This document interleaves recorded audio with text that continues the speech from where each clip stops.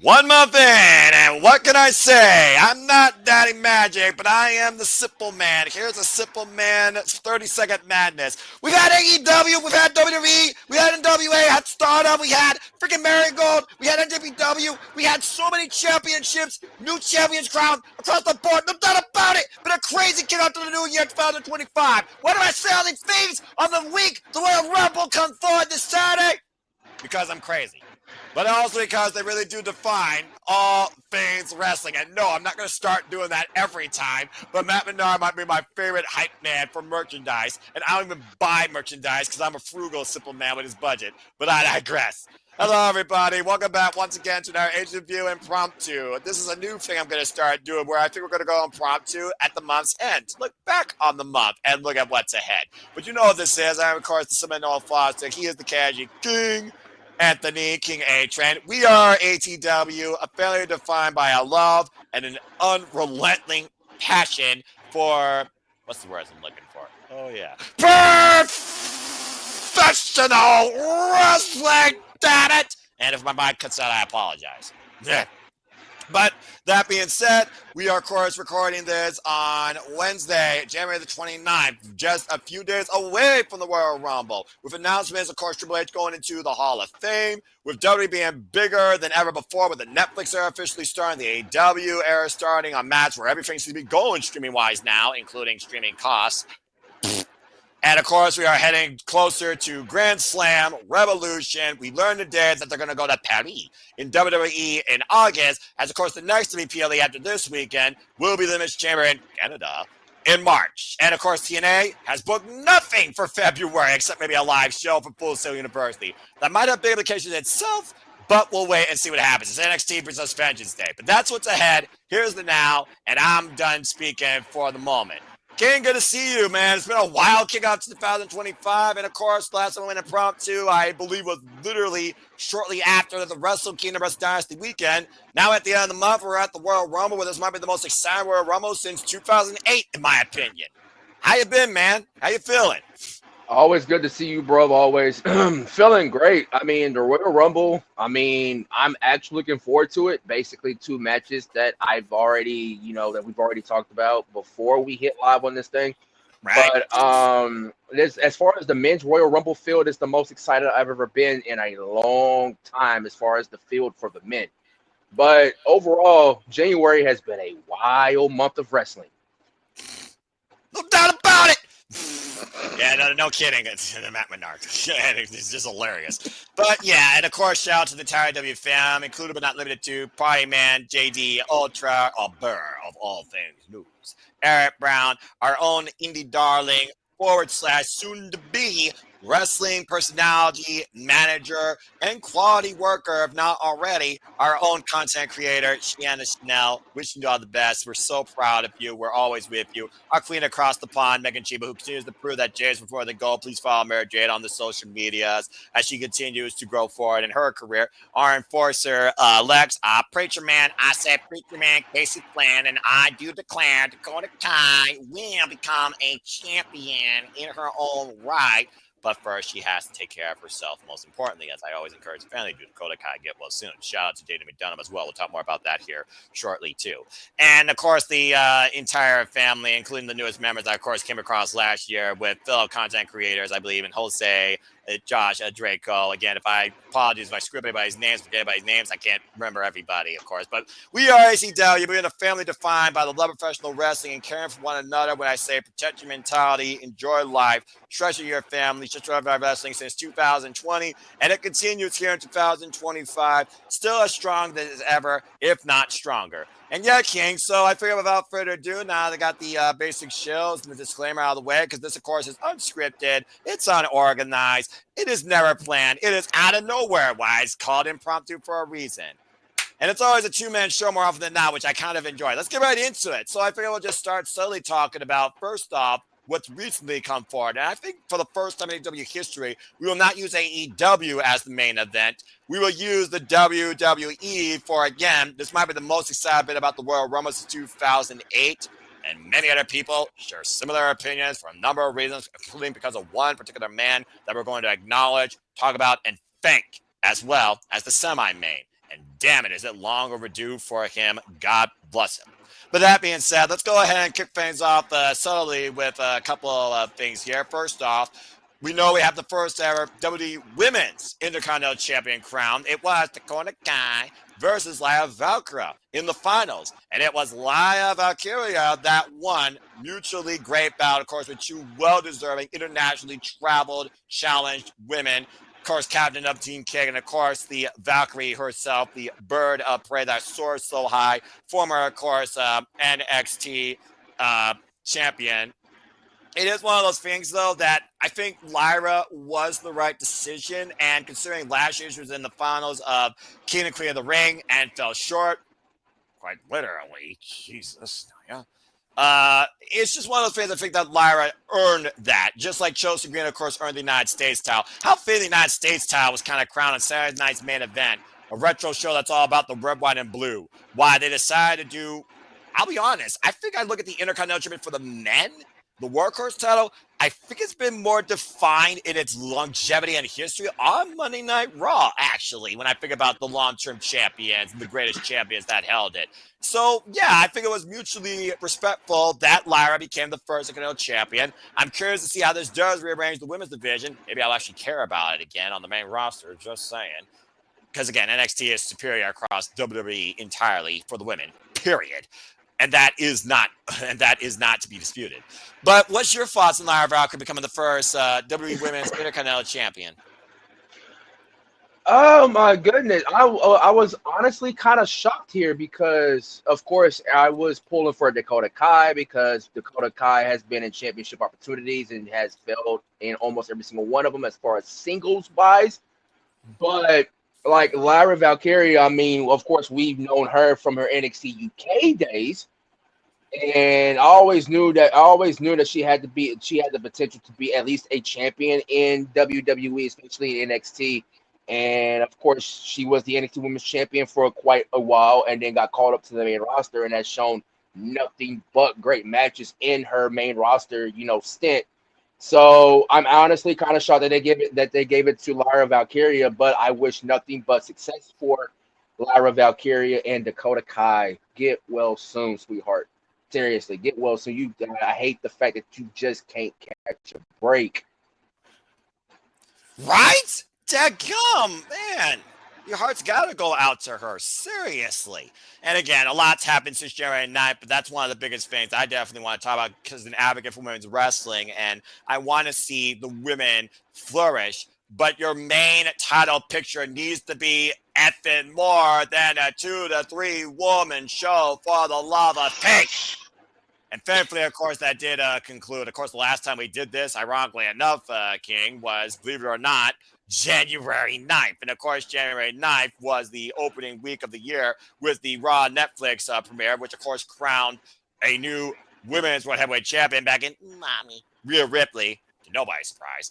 But yeah, it's just one of those things. Of course, this was done on the 13th. And I'm very happy for Lyra, but your heart has to go out to Dakota Kai, where I think people were really lobbying for her. But it just comes to the fact that, and I don't think this was coincidental, for those that don't know, Dakota Kai is injured once again. And apparently it was also, or it concerned around a concussion. So much so, she's even been pulled out of the Royal Rumble weekend activities. So again, on behalf of the entire W crew, and of course the biggest fan of Team Kick Captain here in the family, Casey Flynn, our preacher man, Dakota Kai, get well soon, but congratulations to Lyra Valkyria. And we'll see who steps up first. Maybe this could be an opportunity for the likes of Shayna Baszler, Zoe Stark, Ivy Nile, trying to think of other women here because, again, they haven't done jack diddly with them, so it's just one of those things. Natalia, hell, they're going to Canada. We're going to Canada, eh? Are you telling me you can't book a women's Intercontinental Championship match between Lyra and Natalia? I would love to see that because of one, it's in her home country. Two, I feel like she should get more opportunities. I mean, she's been a veteran for that locker room. Might as well say the female locker room leader. Accurate. So why not just give a Intercontinental Championship title shot to Natalia? She deserves it. You got me. Of course, Asuka still out with injury. Get well. Sunio Sky, of Yeah. course, was also involved in this tournament. But I do want this title to really have that intercontinental presence where international bases get a chance at this title. Maybe not necessarily in their home country or hometown, but there's always an international feel. And I think that goes to the international aspect of the Intercontinental Championship. That's just my opinion. Why WWE is trending globally and transcending pop culture. So again, congratulations to Lyra Valkyria, Dakota Kai, get well soon. I hope this does mean more for the women on Raw, while Chelsea Green's trying to do more with the women on SmackDown, but she's stuck in a never-ending story right now with Meechum and BFAB as a tag partner. Tag team feud for the time being. Sounds like BFAB versus Chelsea Green might be a match to happen. I guess that would be something different, but I need more. Just saying. I need more. Anyway, in other news, of course, we know since Pro Wrestling Noah, Omos, of course, was the GHC Tag Team Champion. Those titles now been relinquished since Omos gave it back to his Team 2000 X partners, of course, but Noah said no. So those titles have been officially relinquished. And of course, in Marigolds, I look at All Things Wrestling, we have new Twin Star Tag Team Champions in Nane and the super rookie, of course, Yamako. You might remember her from our watch along of the first Marigold First Stream show. She is now a Twin Star Tag Team Champion, her second ever professional wrestling match. Congratulations to that young super rookie. And I love the fact that the veteran gave her the gold belt, symbolizing her as the future while she is holding the silver belt. As of course, that was at the expense of Brazilian Tank. Tank officially is no longer part of Marigold. She lost a loser-leave title match against Bozilla. So there's that. In New Japan Pro Wrestling, they're of course still on the road to the new beginning, where we know it'll be headlined by Zack Sabre Jr. versus Roki Goto, along with so much more. We've also had Battle in the Valley, where Gabe Kidd had one of the damnedest 30-minute brawls with Tomohiro Ishii. To the point, he's challenged Stone Pitbull to a freaking Iron Man match in Chicago when he see right, he's effing crazy. And speaking of Chicago, of course, Kenozi Takeshita on the run of his life, defending the Neverweight Championship against Time Splitter Kushida. First time Kushida has been involved in Neverweight action in over a decade. I wouldn't mind seeing him more predominantly involved in it. I think he still holds up, damn it. And Konosuke has challenged now the ace of New Japan, Hiroshi Tanahashi, during his final road, which will be his final match here in America at Windy City Riot against the Alpha Konosuke Takeshita. I can't believe that's going to happen. We also saw this Ross Simpson defend against Tashimori, and we also saw, want to talk about a year where people's careers are coming to an end. Sumi Sakai career came to a very poetic end at Hiromu Takahashi, Mayu Iwatani, Yuka Sagasaki, all embracing her following that retirement debacle with House of Torture. Blech. With a very wholesome send-off as she kept fighting till she couldn't fight no more, and Hiromu finally put him down with the freaking ticking time bomb. Sumi Sakai, for those that don't know, she was one of the biggest reasons of defining international borders being dropped between companies like Ring of Honor and New Japan and so many others, housing some of these wrestlers to become part of this here, part of the inaugural Women of Honor class alongside Kelly Klein. She has been a huge inspiration and a huge difference in why we have such a global landscape encouragement right now in the professional wrestling landscape. So, Sumi Sakai, arigato. And overall, the Battle in the Valley was just a very fun, wholesome show. I enjoyed it. So, King, your thoughts on Battle in the Valley and anything you want to say regarding Sumi Sakai? I know you didn't watch much of her outside maybe Ring of Honor. You probably barely ever heard of her name. But anything you want to say towards that? Tomohiro Ishii and Gabe Kidd was basically a 14-minute classic of nothing but strong style of what that lion mark is all about. Them two are crazy in the ring together, and I can't believe Gabe Kidd was the one to issue a round 2 with that Stone Pit Bull in Chicago in April 11th for the NJPW, the New Japan Strong Openweight Championship again in a 30-minute Iron Man match. You both are crazy. I like crazy.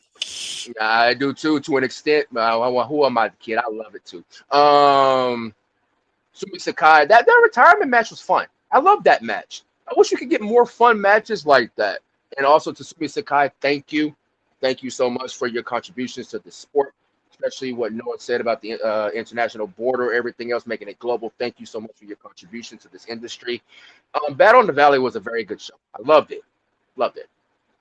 Yeah, and it's just one of those things that, again, it was like a soft launch ever since, we got out of the Wrestle Kingdom, Wrestle Dynasty weekend. It was literally the next event. It was the following weekend. And Ishii already right now, two of my favorite matches so far this year. Again, the thing about Ishii, he is true to his former pro wrestling, and he admires that about Gabe Kidd no matter what he represents, no matter what fashion he's a part of. Stay true to your former pro wrestling, because that's what Ishii wants. Ishii wants people to be authentic to who they are, what they represent, what they define themselves as, what's their style in professional wrestling. There's a reason why we always classify Stone Temple Wrestling as a class of its own. Damn it. Just saying. And I fucking loved it. And yeah, great main event with Ezra defending the IWGP Junior Championship successfully against Bone Soldier, Taiji Mori. An incredible 30-minute tech clinic. Talk about the human chess game of joint manipulation, dissection, and trapping with Hechicero and Zack Sabre Jr. That needs to be run back eventually for the IWGP Heavyweight Championship, in my opinion. Dadgum. Yeah, it does. But what is it at? What are they at? Like what? Tied one apiece, right? They are. But think about this: Zack Sabre Jr. didn't tap out at Hechicero. He trapped him in a pin, and you know what that means to Zack Sabre Jr. when it comes to his style. That is true. Again, Hechicero just constantly amazes me every time I see that man wrestle. He is the methodical, technical wizard of this business. I loved it. And, of course, again, he's an alchemist for a reason. You got to go follow more of his work in CMLL. And other fans across all things wrestling, of course, NXT, they've been transcending now on these live shows, these unique venues. We just saw them in Center Stage, Atlantic City, a very well venue known for TNA, particularly. You go watch the watch along in the archives, courtesy of About Studios. Thanks to my friends, Ray Grace, Jada Williams, and Walter Cruz for covering that. Of course, found him successfully retained the Women's North American Championship against Shotzi Blackheart, but now she has La Primera Stephanie Valkyria waiting for her, it sounds like, at Vengeance Day. The ruler, Obafemi, of course, won the NXT Championship New Year's Evil. Now will defend it against A Clown Down Under. I said what I said. At Vengeance Day, while Hellbent Trick Williams wants to get back at that title, looking to whoop that trick, but now he has to whoop those two tricks alongside Obafemi next week on NXT. Of course, Ethan Page right now literally trying to force people to lose their smile to Jack and Jay Evans' jawline. And of course, we saw the final boss go to NXT for the first time ever and get consumed by that passion, electrifying him in a different way. That was a very unique experience, that whole first week of wrestling, just saying. And of course, we know right now when it comes to the NXT Women's Championship held by beautiful Madness Julia, it sounds like Bayley who's made a return down there, or maybe a little tease of, you think you're ready. I think you're ready, but I'm going to make sure you're ready, Prodigy. After, of course, Julia won the NXT Women's Championship, it sounds like Julia might have Bayley for the NXT Women's Championship at Vengeance Day. And, of course, the last time we saw Bayley in NXT against a Japanese pro wrestler did not end well, and it was her send-off, just saying. But considering she is a locker room leader, she is a Grand Slam champion at this point, why not? She's done absolutely everything else at this point, including transfer portal. She's now on Monday Night Raw. Okay, that's a thing. And, of course, we also saw Tiffany Stratton, of course, become the new SmackDown Women's Champion. Thank Christ. Cashing in her Money Bank briefcase, and now it truly is Tiffy time, and a phenomenal first defense against Bayley for that very title. So, again, mad respect. And that's just some of the other stuff that's happening across All Things Wrestling. The next biggest show, of course, this month was TNA Genesis, ushering in a new beginning for so many reasons. King, WWE and TNA are in a multi-year partnership deal now, where this NXT is going to be around for the long haul. Now, like people at Fantasy Book bled into the idea of, imagine this person from the roster taking on this person from TNA. Note the letters. TNA, NXT. We just effing started. Cool your jets, folks. We've already seen bleeds of that from the chrome and black into the red and yellow, as we had Fraxim for the first time to defend the Fraxim defend the NXT Tag Team Championships in a TNA ring against the Rascals before Wesley and his GTA reject I called it too. Yeah, you did. Showed up. We also saw Fraxim showed up, though, at Genesis when the Hardys, who are still the TNA Tag Team Champions, were defending those titles against the Rascals. Speaking of TNA Genesis, let's go ahead and talk a little bit about that, shall we? Let's go ahead and take a look back at that. We, of course, saw Moose present a brand new X Division Championship to face the franchise, now with a title. fitting for him and the system. In a very game effort against a success retaining it, we saw, thank Christ, Spitfire retain the TNA Knockouts Tag Team Championships against the cheapest form of Dallas Cowboy cheerleaders I've ever seen in my life. No offense, Heather. No offense to the Dallas Cowboys. What do I know? I don't watch sports. What? I didn't say anything. Anyway, what? What? Dang, What? dang, dude, man, I wouldn't even put Dallas Cowboy cheerleaders in the same sentence as the both of them.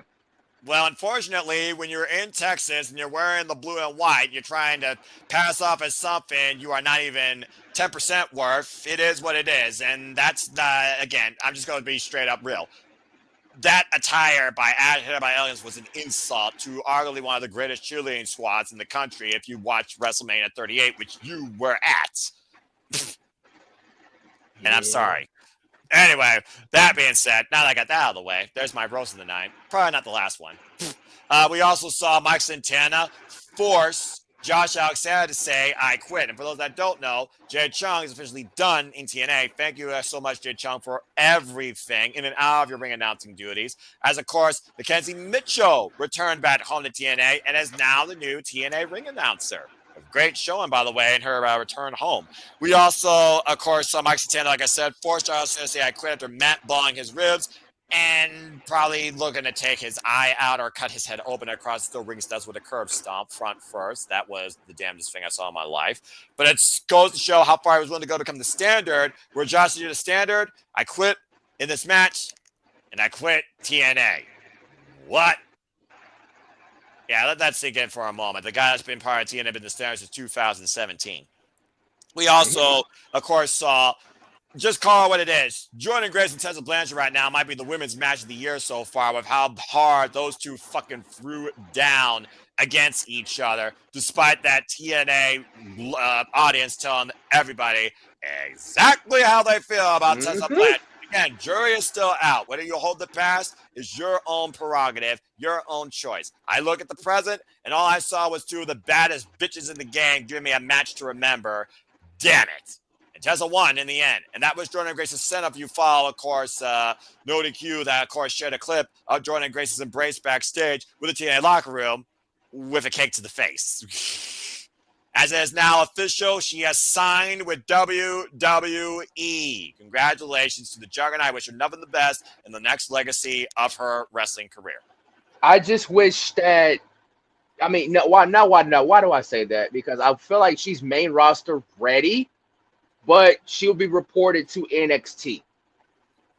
Well, that kind of doesn't surprise me considering the last time we saw her, she was with NXT with that incredible roster of women including not limited to Zarya, Julia, and Stephanie Valkyria. She's also faced women in NXT when she was the TNA Knockouts World Champion. So that kind of doesn't surprise me. But yeah, it is a unique circumstance, I think, to say the least. And of course, we also saw, speaking of TNA Knockouts World Championship, Clockwork Orange House of Fun match with everything including tax on a stage and the return of Janice. Jesus. As Rosemary was looking to take the TNA Knockouts World Championship from Masha Savage, where Masha, of course, smashed her, package power driver-wise, out of the corner on a bed of chairs before Cora Jade crossed the line. The former Elena Black, who was all about death matches. If you've seen the scar on her arm and knew that legacy of her career like I did before she showed up in AEW Dark. That might have been the first time people ever knew that person exists, to be honest with you. And, of course, Cora Jade has now set her intentions on the TNA Knockouts World Championship, including handing a death warrant on the latest live edition of TNA Impact, the first time in 8 years. Very fun shows. We also have Mustafa Ali return home, looking to be the TNA World Champion. Mike Santana now wants to be on this path of purpose without distraction, if applicable. And 23 apparently was Vance Warner, as Stephanie Delander cheated on her husband. Shocking, not shocking. And currently is now the new digital media champion, as PCO kind of went on roughshod on GCW. Then again, who doesn't go roughshod? Kinda? Dude, I heard it. I know, but I also heard from various reports that, yeah, PCO went into business for himself, and that whole moment was basically, yeah, that was unscripted. Damn. I guess the French Canadian Frankenstein still had a brain after all. They knew when, I'm getting fucked out this deal. This is bullshit.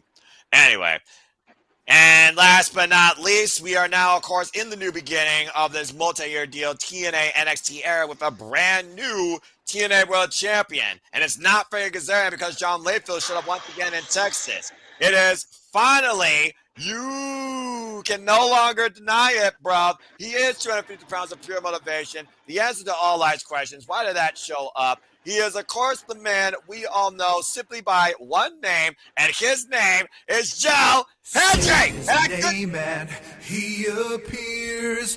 I believe in Joe Hendry. Do you believe? We believed. He finally did it. He finally fucking did it. Joe Hendry is the new TNA World Heavyweight Champion. He beat the one man. He survived going into the danger zone. Screw random if you Hollywood hunkover tanning idiot. And he freaking won. Not only that, we saw in the TNA Impact show live a ghost from his past, Matt Cardona, show up and challenge him. And of all people to help him, John Layfield laid Matt Cardona out and stared at him, and I still don't know what the fuck any of this means when it comes to John Layfield and the TNA Championship or TNA in general. But yes, Joe Hendry is the new TNA World Champion. Do you believe? So that being said, that was TNA Genesis, and arguably, again, TNA when it comes to the platform, the flow, the pay-per-view, the amount of championships, just saying, demonstration, representation of both women and men in wrestling, it still to me is the strongest, best balance when it comes to the big pay-per-views. And it also doesn't have 90 minutes of fucking pointless advertising. Gee, where am I talking about? You tell me. King, your thoughts on TNA Genesis, TNA Impact Live, the new era so far, Joe Hendry, and this NXT TNA partnership. What else do you see coming from it, considering we've already seen NXT Tag Titles defended in TNA? Maybe we'll see the NXT Women's Championship defended in TNA, or maybe we'll see Masha go defend that TNA Knockouts World Championship in NXT in a street fight with Cora Jade, although WWE doesn't know how to get as extreme as TNA. Are you kidding me? We want deathmatch, Cora Jade. You do it in the TNA fucking ring. That's where they do it right. I said what I said. Okay, your thoughts now on all this stuff. Go ahead. I don't have no thoughts but this one, and then I have a little bit of a rant. The thought is that Mike Santana, if you would have told me that he took a bet on himself, because we've all known him as a tag team specialist with, Proud and Powerful, LAX with Ortiz.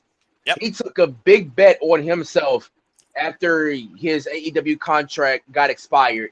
Took a big bet on himself, and now look at him. He's now basically the face of TNA, in my opinion, because he just goes to show it happens in life and it happens in sports, it happens in wrestling most general. Hard work pays off, and that's what Mike Santana has done. Every single hard work, every single match, every single hard work he has done has landed him to this point, especially with Josh Alexander in a very, very violent I Quit match that made Josh Alexander said I quit, but also quit TNA. Still kind of puzzled by that a bit, but got that thought out the way. Right. John Layfield, JBL, Bradshaw. we got to talk. You had one job. You had one job, and that was to let Frankie Kazarian let through in the ring, call his shot, and then maybe, just maybe, we would have had Frankie Kazarian become the new TNA World Champion, or Nick Nemeth retain. But no, we didn't want to go down that route. We have to clothesline our way to Frankie Kazarian, help Nick Nemeth sort of, and then look where we're at now. I swear, John Layfield, I swear you're like Jerry Jones of the Dallas Cowboys. Now I figure why you two are military coach. Now I figure why you two are Texans for life. I mean, Jerry Jones came out and said that I don't care. I'm going to live and die by the chair as a Dallas Cowboy GM. And I see that you're from Texas, and you're probably the biggest fan of Dallas Cowboys. So the matter of the fact is that both of y'all stink. Both of y'all cause terrible decisions for your own perspective ways. And now the cost of those terrible decisions has landed us in a predicament of where Joe Hendry is now the TNA World Heavyweight Champion because of your actions. I'm done ranting. You feel better? I feel better now. On behalf of anybody that's a Dallas Cowboys fans, including my best friend Vaughn from church, the opinions and the reflections of the King have nothing to do with me, as I do not watch football at all. But I do encourage you to watch That Boy Sports Bar with Mikey, as he would cover the Super Bowl, which will be the Kansas City Chiefs against the Philadelphia Eagles, where everybody loses. But at the end of the day, it is what it is when it comes to you being a fan of anything in this world, sports or entertainment. And this is just a simple public service announcement from the simple man. And now back to our busy schedule programming. So, yeah, the Joe Henry figure aside, what do you figure about the state of the TNA Knockouts World Championship and Cora Jade crossing the line? That doesn't surprise me because, like, I feel like, and this is just me, like, this is from my point of view, I felt like that TNA was giving NXT, the heavy hitters like a Jordan Grace, like a Joe Hendry, while NXT, in return, they have gave TNA Danny, like, Soruka and whatnot, but I was expecting more like a Cora Jade.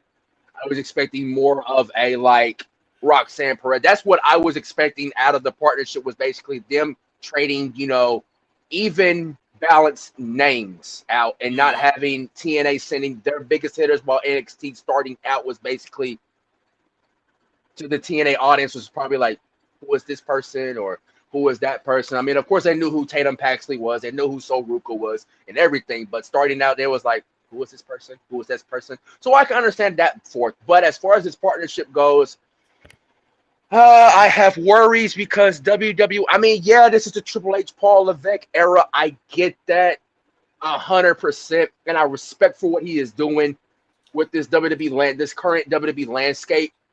But it's just something about WWE, and I feel like they've been through this before. I hate to be the bearer of bad news for a bit, but look what happened to ICW. Look what happened to Evolve, which now NXT is about to present Evolve. I think NXT is about to get that name here pretty soon. I wish you could have started that out from the beginning, which me and Eric touched on in the group chat, but that's a different topic. The legends and future greats that apparently will be led by Mickey James, Booker T, Bubba Ray, and Mark Calloway, the fucking Undertaker. Right, but I just hope this one doesn't end up like the rest of them. That's my only concern. I don't want it to be like an ICW. I don't want it to be like a Evolve. I don't want it to be like to where the whole UK scene was basically. That's my only concern. But so far, they're off to a good start, and I'm loving it. I do think that in a way it's still going to be a little bit separate, but at the end of the day, you're not wrong when it comes to global localization, especially with the WEID program really trying to span worldwide at this point. And we also know they have those ID institutions with Reality Wrestling Booker T, Cody Rhodes Nightmare Fatty, and I think Seth Freaking Rollins Wrestling School. WWE pretty much becoming that spot right now to cultivate the world of professional wrestling at this point in their own image. And it is a scary thing with the transcending freaking pop culture and the wrestling world is becoming mainstream live stream across other formats of entertainment, where maybe for professional wrestling fans that like the competitiveness of the sports aspect of it, it might become underwhelming. But it is one of those things where I do trust the judgment of the minds of Shawn Michaels and Patrick Levesque far more than anybody ever in the previous regimen. But you're not wrong when it comes to the fact we are dealing with Endeavor and the ultimate star of entertainment, the final boss, Dwayne "The Rock" Johnson, who definitely does more on the mic than he does in the ring. So it is one of those things where you look at what aspects you're worried about versus what aspects grow. For us as fans of the in-ring work, yeah, there's some concern there, especially when it comes to smaller areas. I guess the number one thing that I don't want us to worry about is TNA being absorbed into WWE, becoming literally NXTNA or WWE TNA. Because I do think if that happens, you very well might be justified in your first point. But again, we're not even 1 month in, and it's shown nothing but good things on both sides. To the point, TNA is going to be live from our home of NXT, our NXT, Full Sail University. You know that has to indicate something massive for both NXT and TNA. And notice February's schedule. No big TNA show. The only show is WWE localized Vengeance Day, even though it's always been an NXT-based property, though NXT and WWE now are kind of one and the same. Fortunately, there might be a scarier things to come, but so far, again, NXT, a lot better than what it used to be, and so far, good. But again, never will be the same as my NXT. My NXT! Although I do like the NXT Vault YouTube channel, show on my NXT, which is kind of freaking awesome. Even though YouTube, you still fucking suck. Advertisements. Blech. That being said, it is one of those things, though, that I am curious if that is going to be the catalyst to finally getting what people might try to fantasy book if they only focus on NXT for once in their damn lives. Worlds Collide. Remember, Worlds Collide used to literally be multi-brand competition within WWE itself. But now they have TNA part of the fray. So it literally might be the first ever WWE-based interpromotional show where both sides benefit and it ain't just a one-side kill-all like Survivor Series 2001. Oh, when you said Worlds Collide, and I was thinking about how NXT went off the air last night. It said transmission end, and then backed out like a keyboard. And it said Vengeance Day with that little, beep, that little, monochrome, monocolored, whatever. Yeah. It's like a TV, signal, like saying no signal. You know what a TV production have, like no signal, and they show all the colors, and it's just no signal and whatnot. Yeah. Well, I caught the NXT ending on the highlights this morning, and it had transmission signal ending, but also it caught like a keyboard sound effect, backspaced, and then typed in Vengeance Day before it went to the end credits, because the CW doesn't do overruns. The CW doesn't. So when I caught that, I was like, wait a minute. And when you said Worlds Collide, because you could do NXT versus TNA, I thought of one person in mind that would do that type of hacking of the production. You don't think a certain Well, he did try to corrupt our system when he was Solomon Crow in a different era. I wouldn't rule it out, and he got taken out by Vance Warner. What? Freaking former GACW heavyweight chairman, now division media chairman, I guess, with Steph DeLander, as we learned who 23 was. I did not guess that in a million fucking years. Boy, was I thrown off track. But I wouldn't rule it out. And you want to talk about somebody spearheading an invasion? Why not a hacker and a former TNA World Champion, might I add, who doesn't have a time partner anymore because, PCO went AWOL. So I'm just saying, I'm optimistic, but I'm a realist, and I focus on the fact this just started. Keep it NXT eccentric, but still give equal siding. And again, JJ had a great disposition on your point earlier when Dwayne also brought that point up. Young, hungry, I think very enthusiastic, collegiate athletes of all sorts of different backgrounds. Some of amateur wrestling backgrounds, being honest here.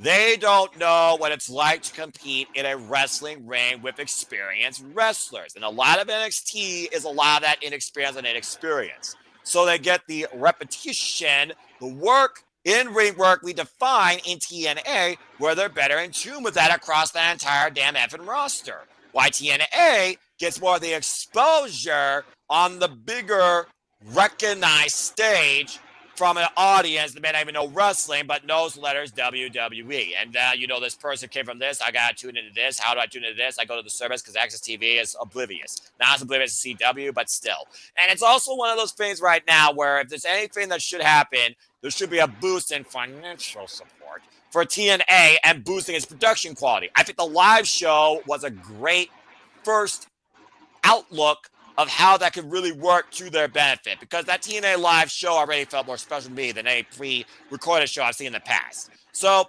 just saying. And both TNA and NXT being out on the road once in a while benefits both. Why NXT more so is more often live than TNA, and TNA does like 3 different shows at a friggin' taping session, as one that's been there live. It's just one of those things right now where I do see both evolving from this the right way as their own, but can be even greater together if treated respectfully. So far, we've seen that with Shawn Michaels, Ava Raine, and that guy from Axis. Don't give a shit what his name is, though. Gail Kimps and Tina Morella and Aria Grace. Congrats to Aria Grace, by the way, on getting her American legalship. Congratulations to her. Very proud. Yay. Miss NXT. Now, literally, could be a Miss USA if she wants to be. So, the liaison with the director of authority, what a wonderful father and daughter dynamic. Just saying. So, it's just one of those things right now that you just gotta wait and see what happens. But again, it hasn't even been a month yet. But the Vengeance Day thing really makes me think something big is ahead for both NXT and TNA ahead of WrestleMania weekend. There's a reason why TNA doesn't have a big show in February. There's a reason. Vengeance Day, I think, is that reason. Just saying. All right. Well, that being said, again, other stuff that's happening. Timothy Levesque and Natalia Markova beat the living shit out of each other at NWA. NWA is still more bizarre than ever as EC3 is causing more drama now, it seems. Thomas Lammer, of course, still the NWA World Champion. Of course, Kenzie Page is still the holder of the belt. You all can, of course, go check out Miss Mildred, that movie, of course, where Camille and Tony Storm, of course, are also part of the cast. And honestly, I might check that out myself if someone doesn't watch movies, but I do respect the legacy that is the NWA Women's World Championship. Just saying.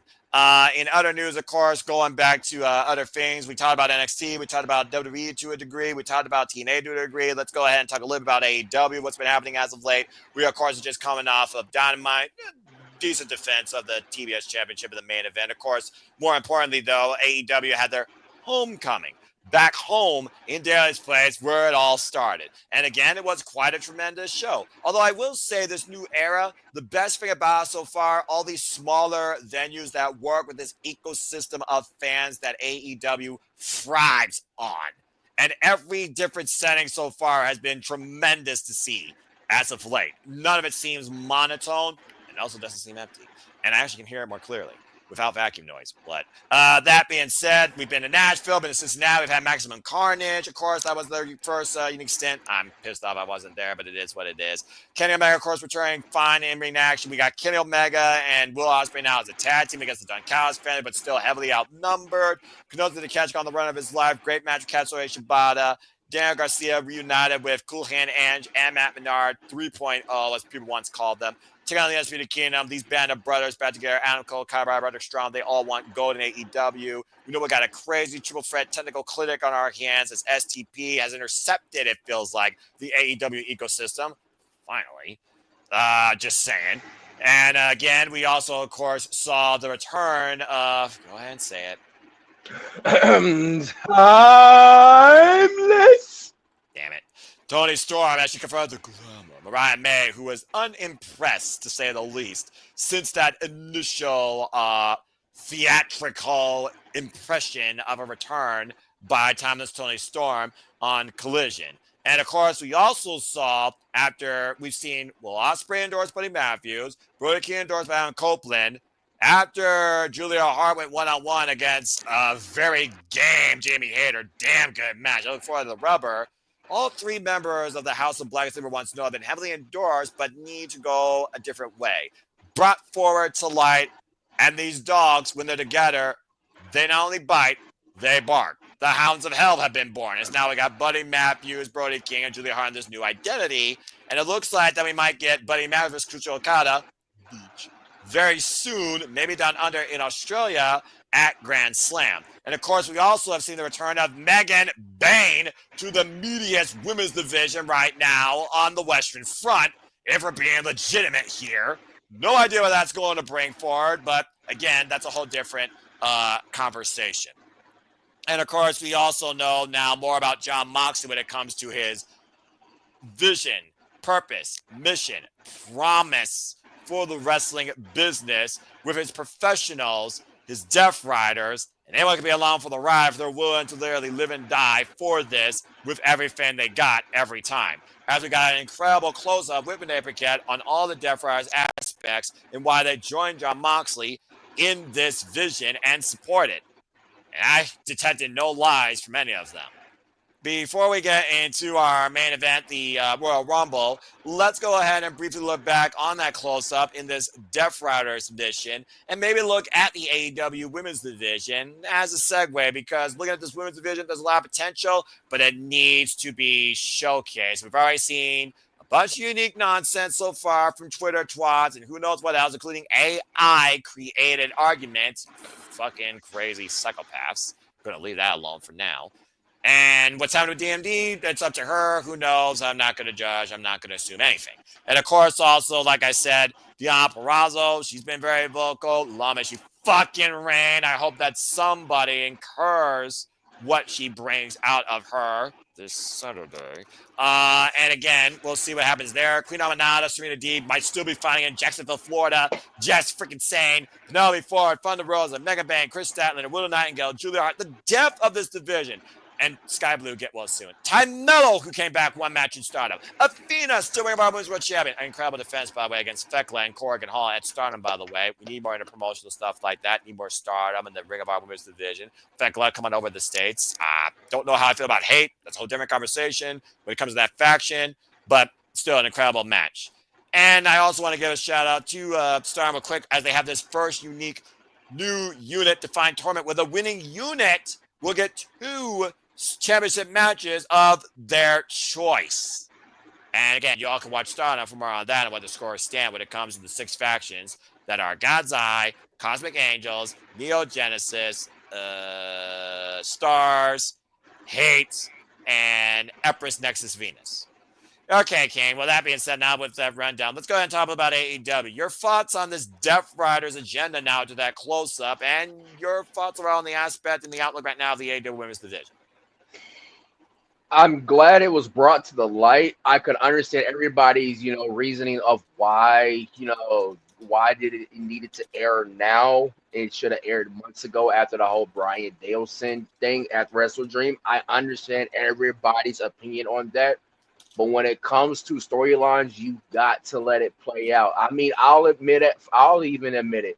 I was starting to lose interest in the Death Riders storyline about maybe 2 to 3 weeks ago. But that close-up opened up my eyes again because I like how every single member, how they was conducted in their interview with Renee, with Pac being in Asana. Marina was training. Wheeler was basically trying to find his smile, his happiness, according to what Renee said. And then Claudio, what he contributes, and then Moxley being the leader. There's 2 takeaways I want to take away from that close-up from last night. The first one was when John Moxley said we're 1 mistake away, and which is he's right, because if we want to take that into a shoot, AEW or any other landscape in this wrestling world that is not WWE is 1 mistake. It could be either in the ring or it could be a business decision.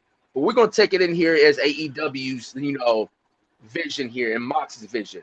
They are 1 mistake away from setting the wrestling business back 20 years. What he is referencing is of what WCW did.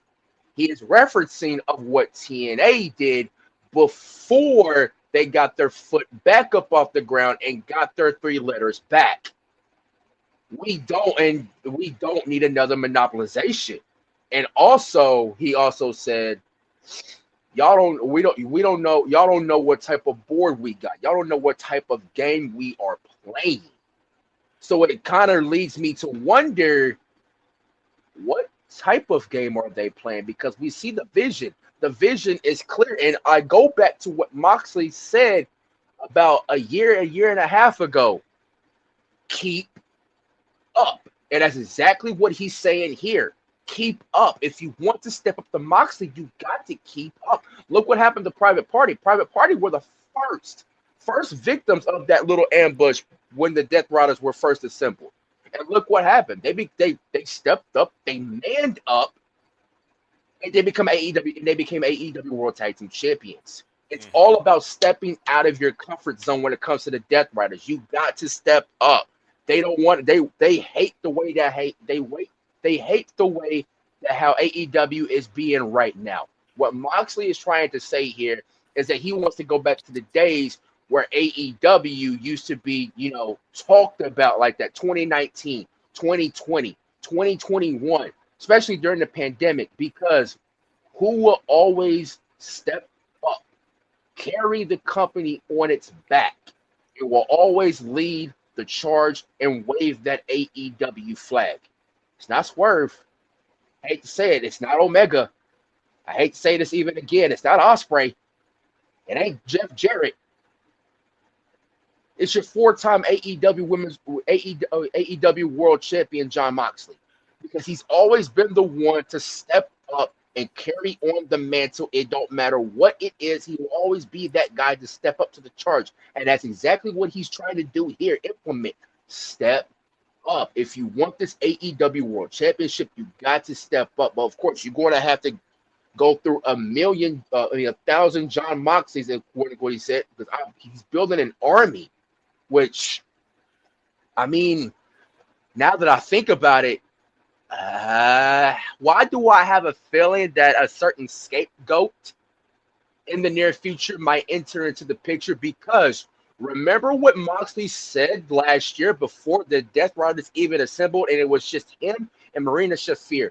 And I remember because they was walking to the ring, and it was the Bucks and Jack Perry. And Moxley said these exact same words to Jack Perry. I don't care what anybody else thinks. You're a good kid. Because Jack Perry has stepped up. Look what he has elevated himself to become a scapegoat for what happened 2 years ago at All In. What was it last year? No, it was 2 years ago, wasn't it? It was 2 years ago, yes. 2 years ago, that brawl has turned him into a whole new complexion of light, becoming the scapegoat and having his first singles title reign as TNT champion. As Jungle Boy, he probably would have never got that. But as Jack Perry, he did. And all it took was one advice, one all-in incident with, I'm not going to mention his name here, and one advice from Jon Moxley. And look at Jack Perry. And when I look at it, he's still recruiting. He's still recruiting. And he's been trying to recruit to see who would join him in this charge to help AEW to go back to the way it's supposed to be. Because Pac even said it. You even said it before we hit live on this thing. Pac feels like he doesn't belong there. He even said, but the manipulation of the place, the culture of this place, the management of this place, which I'm like, oh, because after a certain tag team lost their tag team championships, why did they shred the papers like that before they went to Japan? The Bucks. Because we haven't seen neither high nor dry of the Bucks since their tag team title loss on Dynamite, and when they went to New Japan to become your 2-time IWGP Heavyweight Tag Team Champions, which congratulations to my Bucks, by the way. And they'll be defending those, by the way, against Hiromu Takahashi and Tetsuya Naito during the New Beginning tour. But when Pac said management, I knew exactly he meant when he talked about the Bucks, because the Bucks are in what? EVP, in which EVP is in management. Which basically we never understood why they shredded those papers before they left. We never understood that. We might get some clarification with that. But Moxley also said, and I'm gonna leave it with this before I talk about what it has to help in the AEW landscape. Don't ask any more questions. Just enjoy the ride. That close-up, if y'all have not watched it already, I recommend you go ahead and watch it, because if you were feeling doubt like myself in this Death Rider storyline, that close-up will open your eyes fully to what Jon Moxley's statement and his vision is for AEW. Now, with the whole AEW landscape, I mean, we had Samoa Joe come back. I'm glad he's back, him and Nick Wayne. I mean, of course, we already saw that Nick Wayne was getting a delayed eulogy after what Mother Nature took its course. It was supposed to happen on Wednesday.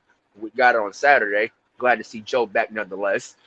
Of course, we saw, speaking of the Death Riders, speaking of the attacking the Rock and Roll Express, not once, but twice. Hobbs is looking like a main event star at this rate. And that's why I keep saying, about the whole Death Riders thing. When you step, you got to step, and Hobbs has stepped up to the plate. But of course, he did not capture the AEW World Championship. As him and of course him and Big Bill went on a meaty brawl on Homecoming. And Shibata and Takeshita was a very good first time, which it caught me off guard that was their first time ever matchup, which it delivered in Daly's place. It's just something about AEW and Daly's place that it's so different. It does. Homecoming was it's like WWE in the Madison Square Garden. It just works. It is their sanctuary. It's the cathedral, church. It is the holy grail of domains booked for that company in professional wrestling, respectfully. And Daly's Place literally was born out of Ada was born out of Daly's Place. We look all the way back at the very first press conference with Jacksonville, Florida cheerleaders and mascot. Continue. Yep, but also, let me see here. What else? Christopher Daniels might have literally had his wings clipped permanently by Hangman Adam Page in that Texas Death Match, and now is using that finisher to his arsenal just to add insult to injury, according to Hangman. But even though Hangman sort of showed a little bit of sympathy when Christopher Daniels told him, "Congratulations, Hangman. I've wrestled in my last match, and you may have been the one to do that. Do you feel happy now, Hangman? Do you feel happy now that for what you've done?"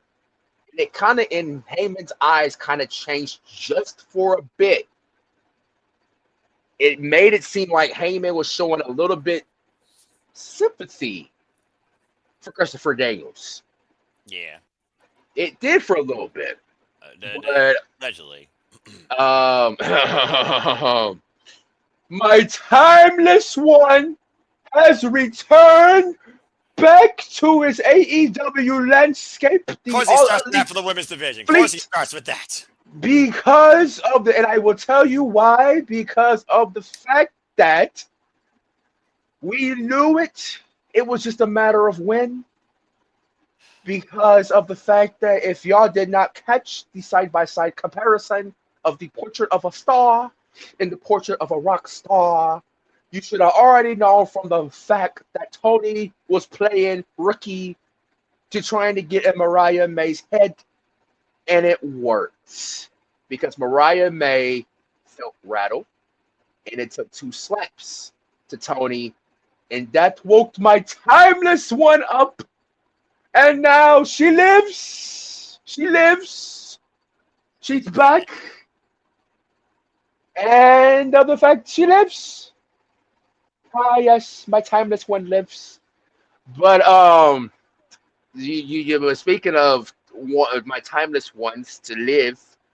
Harley Cameron might enter that list too, because of the fact that I'm glad that she's getting more TV time on both Ring of Honor and AEW, respectfully.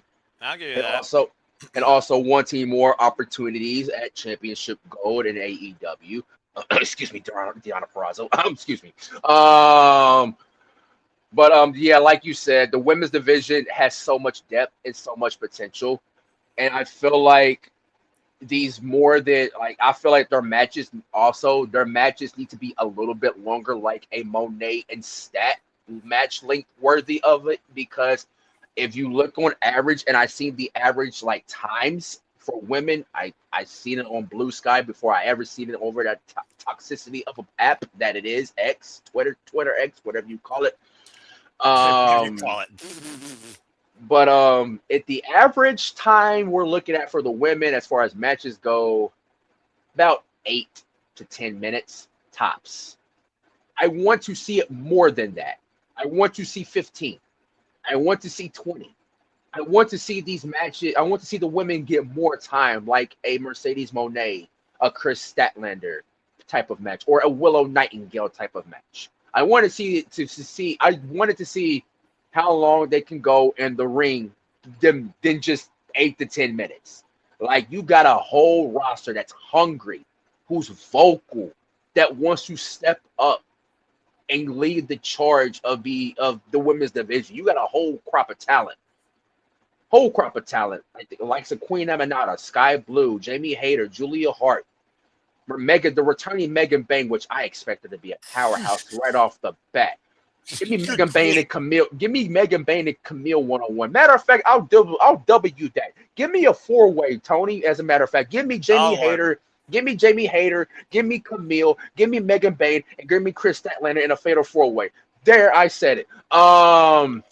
Women meet. But other than that, I mean, I'm glad AEW also was taking the route of, smaller arenas for the Dynamite and Collision, and the bigger arenas for the pay-per-views. I like the step that they're taking. And also with the Screen One Max, love it. But fix the people who have the ad-free tier on Max to where they don't have the ads and they can go straight to picture-in-picture, or they watch the full match like trailer. I'm on cable. I'm on DirecTV, so I get it picture-in-picture, of course. Sling. So we watch it on picture-in-picture. But Tony, fix that issue for the people on Max. Yeah, This reason why they even got Max yet. Yeah, do what TNA Plus does. Just give a live shot when there isn't a match, or when there is matches. Just, you do like some sort of picture. But again, TNA Plus might be the only service that actually knows what it's doing, even though it still sucks sometimes because of buffering. But yeah, it was very revealing to hear everybody's aspect and how each personality really equated into Jon Moxley's vision and why they supported it and why they decided to go along with it. Everything from caring about a friend to looking at the landscape, to protecting something of value, to making sure there is longevity and purpose and growth for something to last for a long time, no matter what chance it takes, no matter how violent it gets. Struggle, that's all they know. And then again, Christopher Daniels' long-running career, of course, him and Adam Page first started with this man, him and being Christopher's undoing and using that move now, maybe to his arsenal. Is it a nod? Is it an insult? Is it adaptation? Is it growth? Is it a trade-off? Is it a humbling in honoring him and doing it on his own accord? Who freaking knows along with all that? Again, the women's division, the depth of this potential of division of power, technique, hunger, youth, dynamic, even Ring of Honor being separate still to a degree, which should be. It's just wonderful to see, and it does seem like they are giving it more time. I look at NXT, though, and I look at their women's division, and yeah, you get about 8 minutes of match, but you get 2 to 3 of them, though, versus 1 in the same spot 6 out of 10 times, which I do find annoying. Though tonight, of course, the main event, but again, it was Monet. Don't send it around all the time with Monet if she has the most experience, even if she's not there every week as the glamour. Mariah May has illustrated. If anyone deserves that time, it's the glamour. Mariah May, who was very poignant tonight in her words when it came to making sure that timeless wonder stays a timeless, forgotten memory. Damn, I can't wait for this fucking match down under in Australia at Grand Slam. But yeah, there's a lot of good right now, I think, so far this year in AEW, where ever since the Continental Classic, feels like they put more care, more production value, more storytelling into their TV product that's going to lead into their first pay-per-view, Revolution, and of course we know Dynasty will follow, made official in April, and Grand Slam's their first real big special since the mother of all simulcasts and Maximum Carnage with those theme shows. So I am looking very forward to seeing how much further this women's division grows, and I do agree with Mariah May. I want the old look of Jamie Hayter if she's going to challenge for this title, because right now she's having fun, but fun may seem a little bit comfortable or content like a Beatles song back in the 60s. I need that wild Pro Wrestling Eve renegade, wild, rave it up, jack your head up anytime she wants. Jamie Hayter, that first came into here, the former SWA champion, former AEW Women's World Champion. I need Jamie Hayter versus the glamour, Mariah May. AEW still needs to be all about Mariah for the longevity, in my opinion, considering how much she did last year in her breakout only first year in AEW. And as far as the Virtuosa, don't shaft the greatness that is the Virtuosa. And for those that disrespect the Vendetta and the family, there's going to be a whole different form of wrath felt, and it might come at the expense of an arm, if not both. There's a debt to be paid, and it might start this Saturday for one Harley Cameron. But yeah, look at Harley Cameron, how her and Chelsea Green are just gems of the business. They are straight business, but Harley Cameron is still so young in her career. And Chelsea Green is so established. What Harley Cameron has done so far in showing off her talents and showing her growth and continuing to grow in that ring in such a short span of time, being separated from Soraya, is an absolute beautiful thing. And I hope it continues. And honestly, I do hope to see him maybe become the new face of TBS if I'm being genuine with you because of how much he is driven to become this. And people have really come to follow and support how they can. You've heard it in the audience. So, again, I guess only time will tell, but I think Grand Slam's going to be a real telltale for the future outlook of the AEW women's division, particularly. But something's got to give when it comes to the CEO and her portfolio sooner rather than later. Maybe not go bankrupt, but she needs to lose something. Just saying. You stop that. That looks absolutely ridiculous. All right. Well, in other news, of course, we talk about ATW, talk about All Things Wrestling. Of course, at the second ever Saturday Night's main event, Braun Breaker denying Sheamus once again the Grand Slam. I don't think it's ever going to happen for the freaking Irishman. I really don't. I want it to, but at this point, if you're not going to do it, just don't do it. But I love the fact Saturday's main event is back with the retro vibe, the neon lights, the obsession. Hey, a dream behind a WWE show I actually can give a damn about. Ain't that some crazy shit? And also just the overall feel. Calling that podium the Okerlund position and the backstage gorilla, that right there hits my heart hard being an old school WWE fan. And Jesse Ventura, well, he's as heelish and controversial as ever, saying that a good guy cheats and should have won, yada, yada, yada. Jesse never changed. Good grief. And then seeing legends back like the $1 Million Man, for example, was a really cool moment. Saturday's main event really is bringing back that old retro nostalgia feel, but stop doing it monthly because I think you're going to lose that feeling with me. It should be more special. It should be used as quarterly. Go home. If not, go home week hype because the go home shows, they don't usually give you enough go home content. I'm just saying. But yeah, and also, of course, the Rhea beat Nia again. Whoop-de-doo. 295 times. Enough of Nia for a championship. Ugh. It's getting worse than Charlotte Flair. I said what I said. I said what I said. We also, of course, had very poignant words by Kevin Owens and Cody Rhodes in that contract signing. Kevin Owens using all the nods with his shirts is beyond effing brilliant. Cody sucks eggs. Freaking son of a security technician. Kevin Owens is beyond brilliant as a heel. I'm just saying. We also, of course, saw Jacob Fatu. The dude is it, simply put. Simple as that. And Gunther with a great defense once again, the World Heavyweight Championship against main event Jey Uso. I think Jey Uso has the potential to be a world champion, but I don't know if it's going to happen anytime soon. And that's all I got to say about that.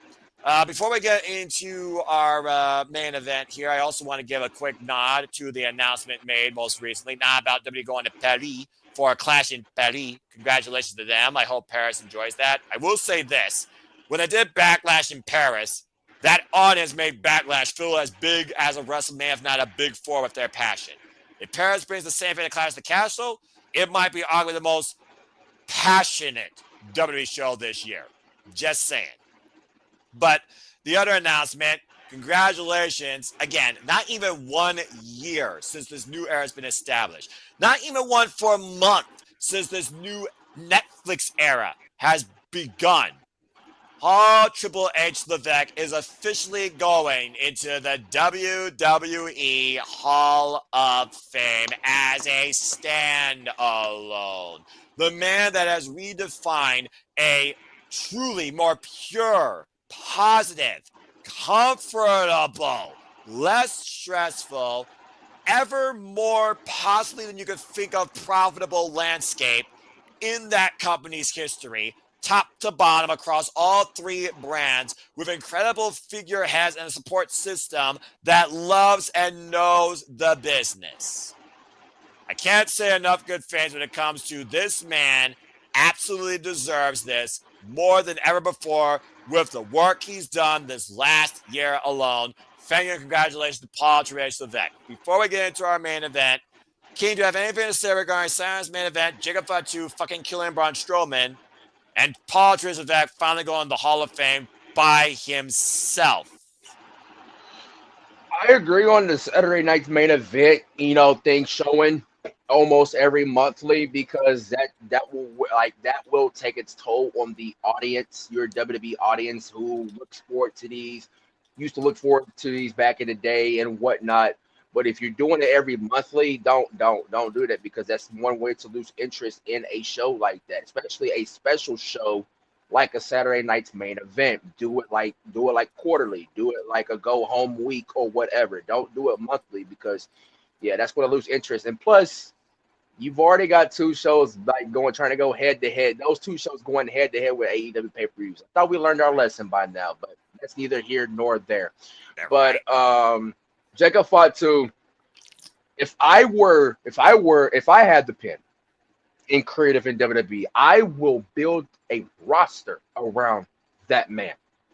For those that don't know Jacob Fatu, go like, I mean, I'm pretty sure y'all know him now, but MLW Jacob Fatu? A former MLW heavyweight and, of course, national champion. By the way, shout out to MLW.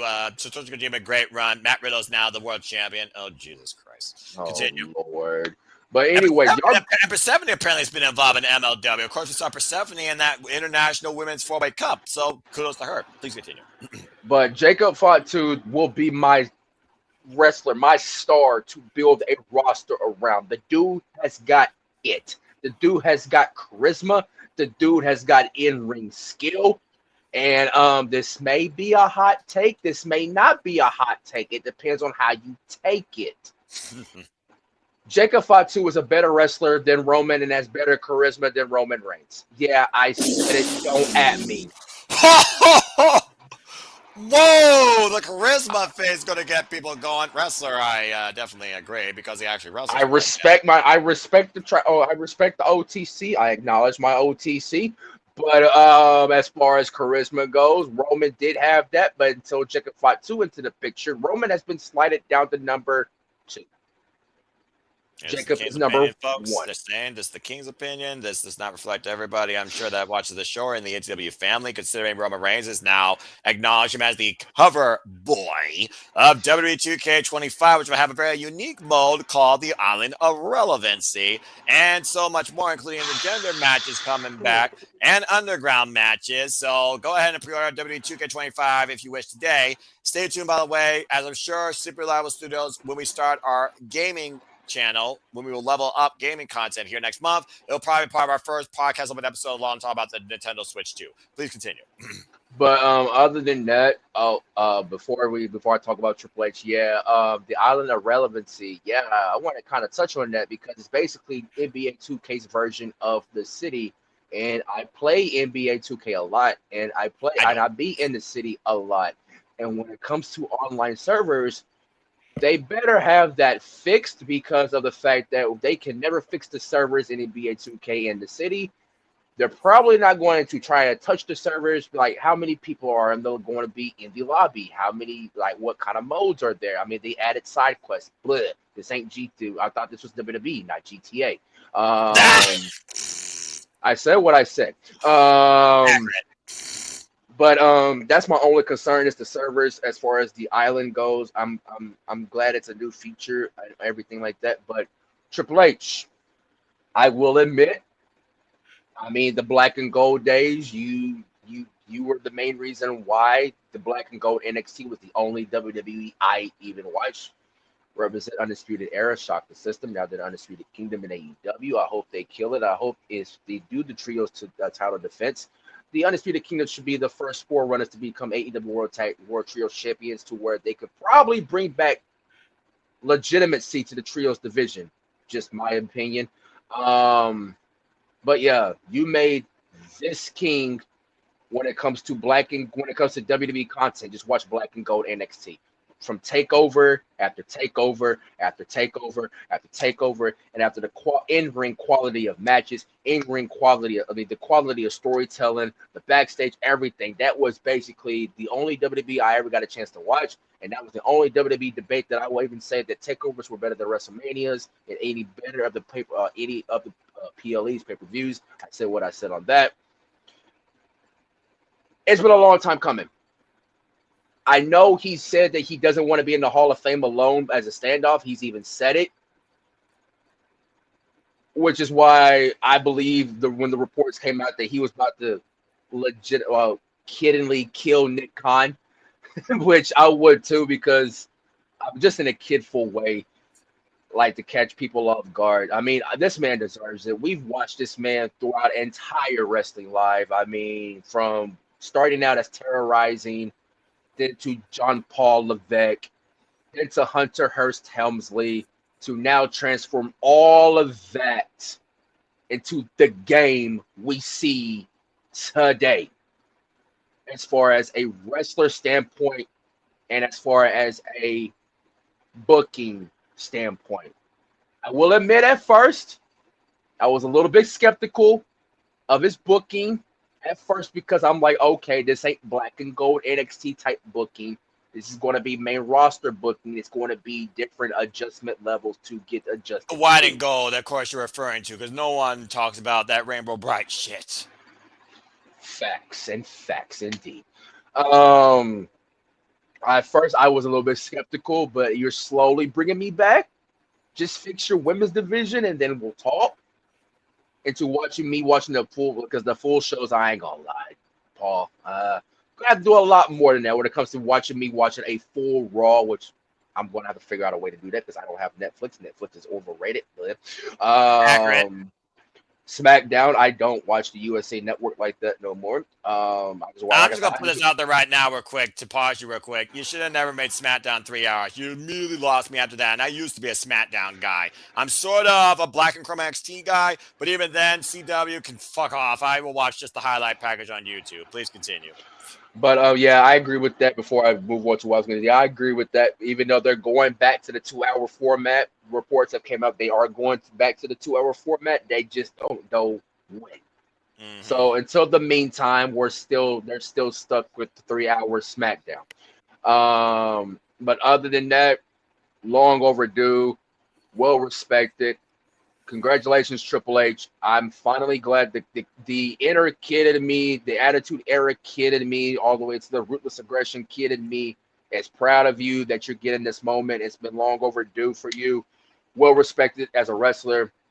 Well on your way to being respected as far as the guy to finally detangle the locker room culture, because back then it used to not be like this. It used to be stressful. Coming in for what reports we've been hearing, used to be changing scripts, changing this, changing that under the old head in charge at the time. Can't sneeze, can't sleep.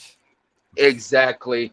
So with you for just doing that alone, you well earned my respect on that alone, on detangling that locker room culture and made it more fun to work. Yeah. So on other note, respectful congratulations to Triple H. Congratulations to Paul Levesque. Keep doing what you're doing. And it's the best Royal Rumble you've ever done so far. Well, considering that it hasn't happened yet, let's wait. But I do understand what you're saying. But yeah, I mean, again, this man honestly was my mom's favorite wrestler. I was always a Shawn Michaels guy. She was the Paul Triple H, that guy when he had the long hair, was the heavy badass motorcycle dude in the jeans and the leather jacket. As soon as he went bald, my mom was like, "Oh, there goes my man." No. And of course, she brought me into this life, into this fandom of this business, and seeing what Triple H has done, become from greedy, spearheaded overlord to group leader of DX, of Evolution, to figurehead of the Authority, to literally, again, a humble man that loves this business so damn much. And arguably, there might not be nobody else that knows more about him, about this business, than him at this point, to literally coming back from life-threatening end, a heart attack, living with a pacemaker, never been able to get back in the ring again, but still producing, guiding, leading, encouraging, scouting, listening, and always forward-heading long-term storytelling in his booking, with an incredible roster of great minds behind him, including not limited to the likes of, I forgot Kenny Dykstra was a thing, Kenny Dykstra, Jason Jordan, the Glorious, former the Glorious, of course, Hit Factor, Bobby Roode. We, of course, have Joseph Park, Abyss. We got the Hurricane, and, of course, Gregory Helms. Make sure I got that name there correctly. You got GMs and the former WA World Heavyweight Champions, Adam Pearce, Nick Aldis. You got The Rock's freaking daughter, where the legacy of the blood, and of course, at one point, the Rock's grandmother was literally general managing wrestling in Hawaii. Acknowledge that crazy nonsense, folks. To the point, you got the guy that's probably closest to him on his entire squad, not named Shawn Michaels, who, of course, still executive produces NXT, as you, of course, see that always on the NXT credit. But you also see Paul Levesque's name at the top, because, again, that's his baby. Just saying. Paul Heyman, who legitimately said last year when he was the first ballot Hall of Famer picked by the very man we're talking about, he is and forever will be a Paul Triple H Levesque guy. And we saw the new era ushered in where professional wrestling was interesting, to say the least again. And arguably it's still interesting, but still it's not, wrestling is a whole different form of the definition when it comes to WWE transcending pop culture. Maybe more pop culture than wrestling, to say the least. But regardless, and these locker rooms, established the likes of Bayley and Finn Balor. And of course, you got these great leaders of the divisions like Rhea Ripley. You got Tiffany Stratton, of course. You've seen her growth flourish through NXT. You have the prodigy Roxanne Perez that is eons above friggin' most of the women across the entire WWE landscape. The prodigy for a fucking reason. And of course, this international flavor coming in with the likes of Zarya, Stephanie Valkyrie, Julia, Jordan Grace, interpromotional wise, now signed to WWE. It is incredible to see what Paul Levesque has cultivated, not to mention interpromotional showcase of Pro Wrestling Noah, Shinsuke Nakamura, Josh Briggs, hello, Damian Hines. It's incredible to see what Paul Levesque has cultivated in this new ecosystem, not just new era, new ecosystem of WWE. And I think that goes to the longevity of his growth and his dedication to this business, to this company. Because again, if Vince didn't get the fuck out of the way, he was probably going to leave it for eternity. It goes to show that, what if alternative timeline, if Paul wasn't in the driver's seat right now, we probably wouldn't even be talking about WWE yet today, in my opinion. Nope. But yeah, I can't say enough good things. What Paul Levesque has done for WWE in and out of an authority role, now literally the figurehead for the fucking company this last year alone. Thank you, Paul Levesque, and yeah, enough said. Well, again, we talked about pretty much, I think, a good summary about all things Major Wrestling. Talked about some of our favorite moments. Talked about, a little bit of laughs, a little bit of criticisms aside. We know what's ahead this Saturday with a very stacked collision. As, of course, Saturday marks the first day of February as we are on the countdown to the January, but we're also on the countdown to your point, King. 30 men, 30 women, one goal to main event. That big neon sign we'll see for the first time this year for WrestleMania 41. Coming to us from Allegiant Stand in the capital entertainment of the world, the city of sin, Las Vegas, Nevada. For the first time with true youthful excitement for me since 2008, I don't know for you if it's the same. Let's get ready to rumble! Oh, baby. I am so fucking excited for this Saturday night. I cannot wait for this show. And for the first time in AEW history, this goes to longevity and the respect we have of Paul Levesque and this new era and what he has created in the long-term storytelling with this star-studded Royal Rumble, the biggest one arguably in history. King, it's the Royal Rumble. And that means we're officially on the road to WrestleMania. This Royal Rumble, though, only has 4, folks. Count them. 4 freaking matches. And 2 of them are Rumble matches. Coming to us from the city of Indianapolis, Indiana. We, of course, have the tag titles in line for SmackDown. We have the undisputed WWE Championship on the line in a ladder match. Hello, who gets all the gold? And arguably the most star-studded men's Royal Rumble we have ever seen. And then there's the women. Hopefully it will be mostly NXT. That being said, King, let's go ahead and fucking talk about it. Again, we talked about before I hit the button. This is arguably the most excited we've been for the Royal Rumble since the early 2000s. What do you guys say before we really get right into it? Man, the men's I am most excited for because of that all-star field that we got. That's what we will talk about. The women, I ain't gonna lie, it used to be the women that would take that build-up spot, but This year, not so much. I'm hoping it is NXT. I'm hoping it's NXT and maybe some TNA. Maybe I don't know. There. To your point, last year the freaking TNA Knockouts World Champion and a few years ago was involved in the Rumble before. I wouldn't rule it out. Continue. Right, and of course we got Kevin Owens and Cody Rhodes in a ladder match for an undisputed championship. Gee, I wonder where Paul got that playbook from. I don't know. A certain Mania and insert number here come to mind, but thank you for that. And of course the 2 out of 3 falls with DIY MCMG with Motor City Machine Guns. We got the 2 that represent the black and gold of our NXT versus one of the greatest, if not the greatest, TNA tag team, one of the best tag teams in wrestling today, on a pay-per-view, on a big PLE. Yep. If you would have told me that would have happened in this year or any other year, I would have called you a liar and I would have not believed you. But here we are. The graphic was just shown, folks, and boom. I'm looking forward to it. Yeah, I mean, again, it's one of those things where I've been very skeptical, I would say, to WWE when it comes to their booking philosophies.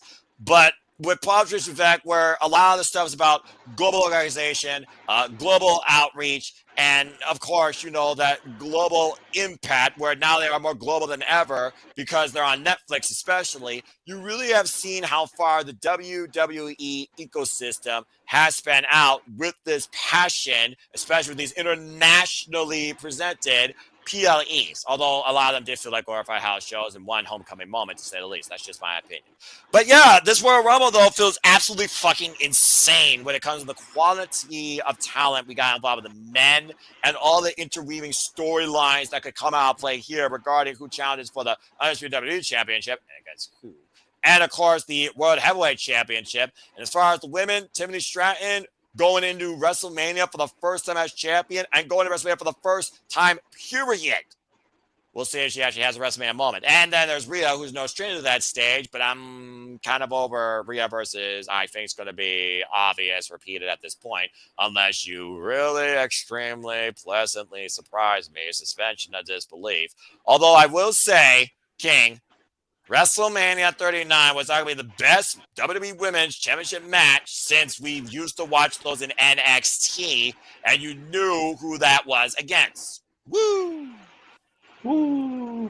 But that being said, let's get right into it. So I think we'll save the men definitely for last, but I think it's only fitting that we talk about a Rumble to start with. And to your point, it was last year. The women kick things off. I think it's very much going to be the same thing again because you need to figure out a way to have cool down after a Rumble match. And I don't want to call these other 2 matches cool down, but how the fuck do you figure out this 4-match card without underwhelming anything or burning the audience out even with 80% advertising in between matches? Just saying.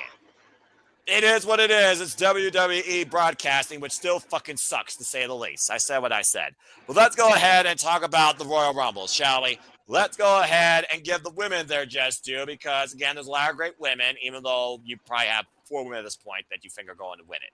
So let's go ahead and talk about the 30 women Royal Rumble match. And, of course, these number graphics don't do it enough justice. Also, I think you could have screen captured a little bit better. I didn't need to see the person on the left side of 3. I'm kind of tired of that, just saying.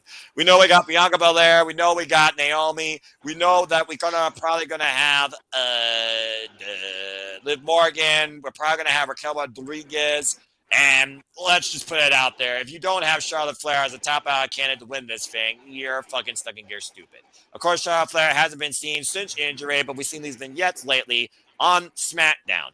But NXT, again, so much promise if you use NXT. But who in NXT makes sense to challenge for a main roster championship at WrestleMania, besides Roxanne Perez, who might be on her swan song from the Black and Chrome after leading up to such an incredible run, now led by Beautiful Madness, Julia. And to your point, NXT TNA is now officially a thing. Who's to say that a TNA wrestler can't cross the line and actually win this thing? It won't be Jordan Grace now because she's not officially TNA. She is WWE again. Congratulations to the Juggernaut. Okay, King. So seriously, we got Tiffany Stratton, we got Rhea Ripley at this time. I don't see that changing, all right? And I know we got the Elimination Chamber. No one cares about that right now. We're talking about the Royal Rumble, all right? The Chamber is secondary. The Rumble needs to be the primary. There's a reason why the Rumble is literally the kickoff to the road to WrestleMania. Looking at WrestleMania 41, thinking about that first neon marquee sign that shows your women's championship match. What championship do you think is challenged for by the Royal Rumble winner? And if you were to pick 3 names, who would be your key 3 names to win this Rumble, regardless if they have indecision? This is the challenge I give to you as, once again, King, the WWE PLE Predictions League is back, and City Predicting will host it once again. Stay tuned for the forum, and good luck to you this year, bro. The floor is yours.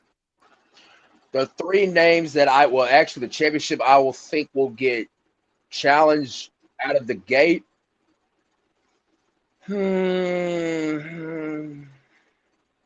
Thinking about the entire WWE women's ecosystem and who has actually confronted Rhea Ripley, not named Liv Morgan. And Tiffany Stratton, clean slate. And and you just took the words right out of my mouth. Tiffany Stratton will be challenged for that WWE Women's Championship. The 3 names I can think of on the top of my head, or the final 4 if you want to put it that way. But I'm going to go with 3 just to save my brain here. Yeah, about to say. Don't explode it. Bayley is 1. She just challenged her in her first defense 20-minute bout, though, on SmackDown, though, bro. But also, she can become a back-to-back if they choose to, because I don't think we've ever had a back-to-back Women's Royal Rumble winner.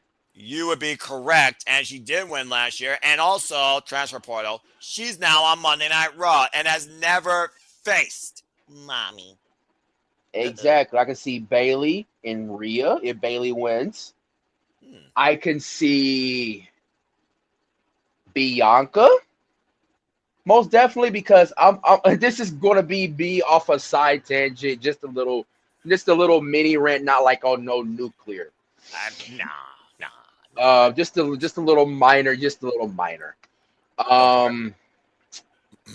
We gotta stop putting Triple H. You gotta stop putting Bianca in the tag team division. And I like Naomi too, but both of them are better than this. Way better than this.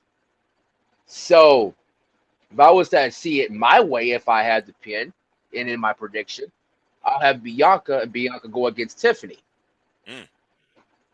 But you said it earlier, and I'm going to add it on here.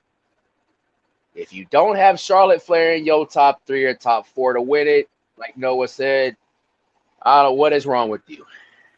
I have Charlotte for this one, and she's going after Tiffany, and it's going to be a la WrestleMania 34. Not WrestleMania 34. I take that back. Excuse me. A la pandemic WrestleMania all over again. Oh, ouch. Jeez. Well, at least you don't have to challenge Julia. Because, look, the reason why I say that is because Tiffany just won the title. Yeah. But also, what could happen to the person that Charlotte is went after or tried to target after that just won a title? Rhea Ripley, 2020 NXT Women's Champion. Look what happened. She lost. And I heard and I've seen on multiple interviews that Tiffany Stratton wants that dream match with Charlotte. We might get that, but Tiffany might not like the outcome she expects to have. Well, you know what they say about a dream coming true. You might live to regret it. It's like meeting your heroes. But that being said, I do understand what you're saying. And yeah, looking at the history, Rhea Ripley's beating Becky Lynch. And also, we know the man is probably going to come around again very soon. Just saying. Bailey is on Raw. She's never faced Rhea Ripley. But again, she's a Grand Slam champion. She's a Royal Rumble winner. She is also a Money in the Bank winner. Successful cash in. You're not wrong there. Charlotte Flair has beaten them all, gained it all, and you can't have Charlotte Flair on your screen without championship in the same damn sentence 95% of the time. And I do understand what you're saying, but again, Rhea Ripley did beat Charlotte Flair WrestleMania 39. They are 1-1. So you do bring a point running back a classic 2 years later. But also, Charlotte Flair, she has had these vignettes only on SmackDown, which leads me to believe that they might do a Battle of the Blondes, which also just seems very poetic. Literally, this generation versus that generation, while Tiffany Stratton has overcome the likes of Becky Lynch, of Bailey, can't overcome the other one for reasons. But there's only one remain, and that is, of course, Charlotte Flair. If she overcomes Charlotte Flair, then I think you truly do endorse the next generation of women in WWE, especially when Roxanne Perez was blasting the freaking women of Four Horsewomen of NXT, saying that this generation of women has already done far more than you did. Damn. And honestly, she may not be wrong there, honestly, considering where one's at. Anyway, it's one of those things right now, though, that, yeah, looking at the Women's Rumble, I just have, like, literally no one else main roster-wise besides Charlotte Flair being my clear-cut winner. I'm optimistic to see NXT appearances. I'm sure we're going to get that. I love to see TNA Knockout show up again. I want to see Masha smash some people. I'm sure Jade Cargill, the Storm's going to come back, and maybe we'll find out exactly who attacked her. Gee, I wonder who it could be. Is she amazing? Just saying.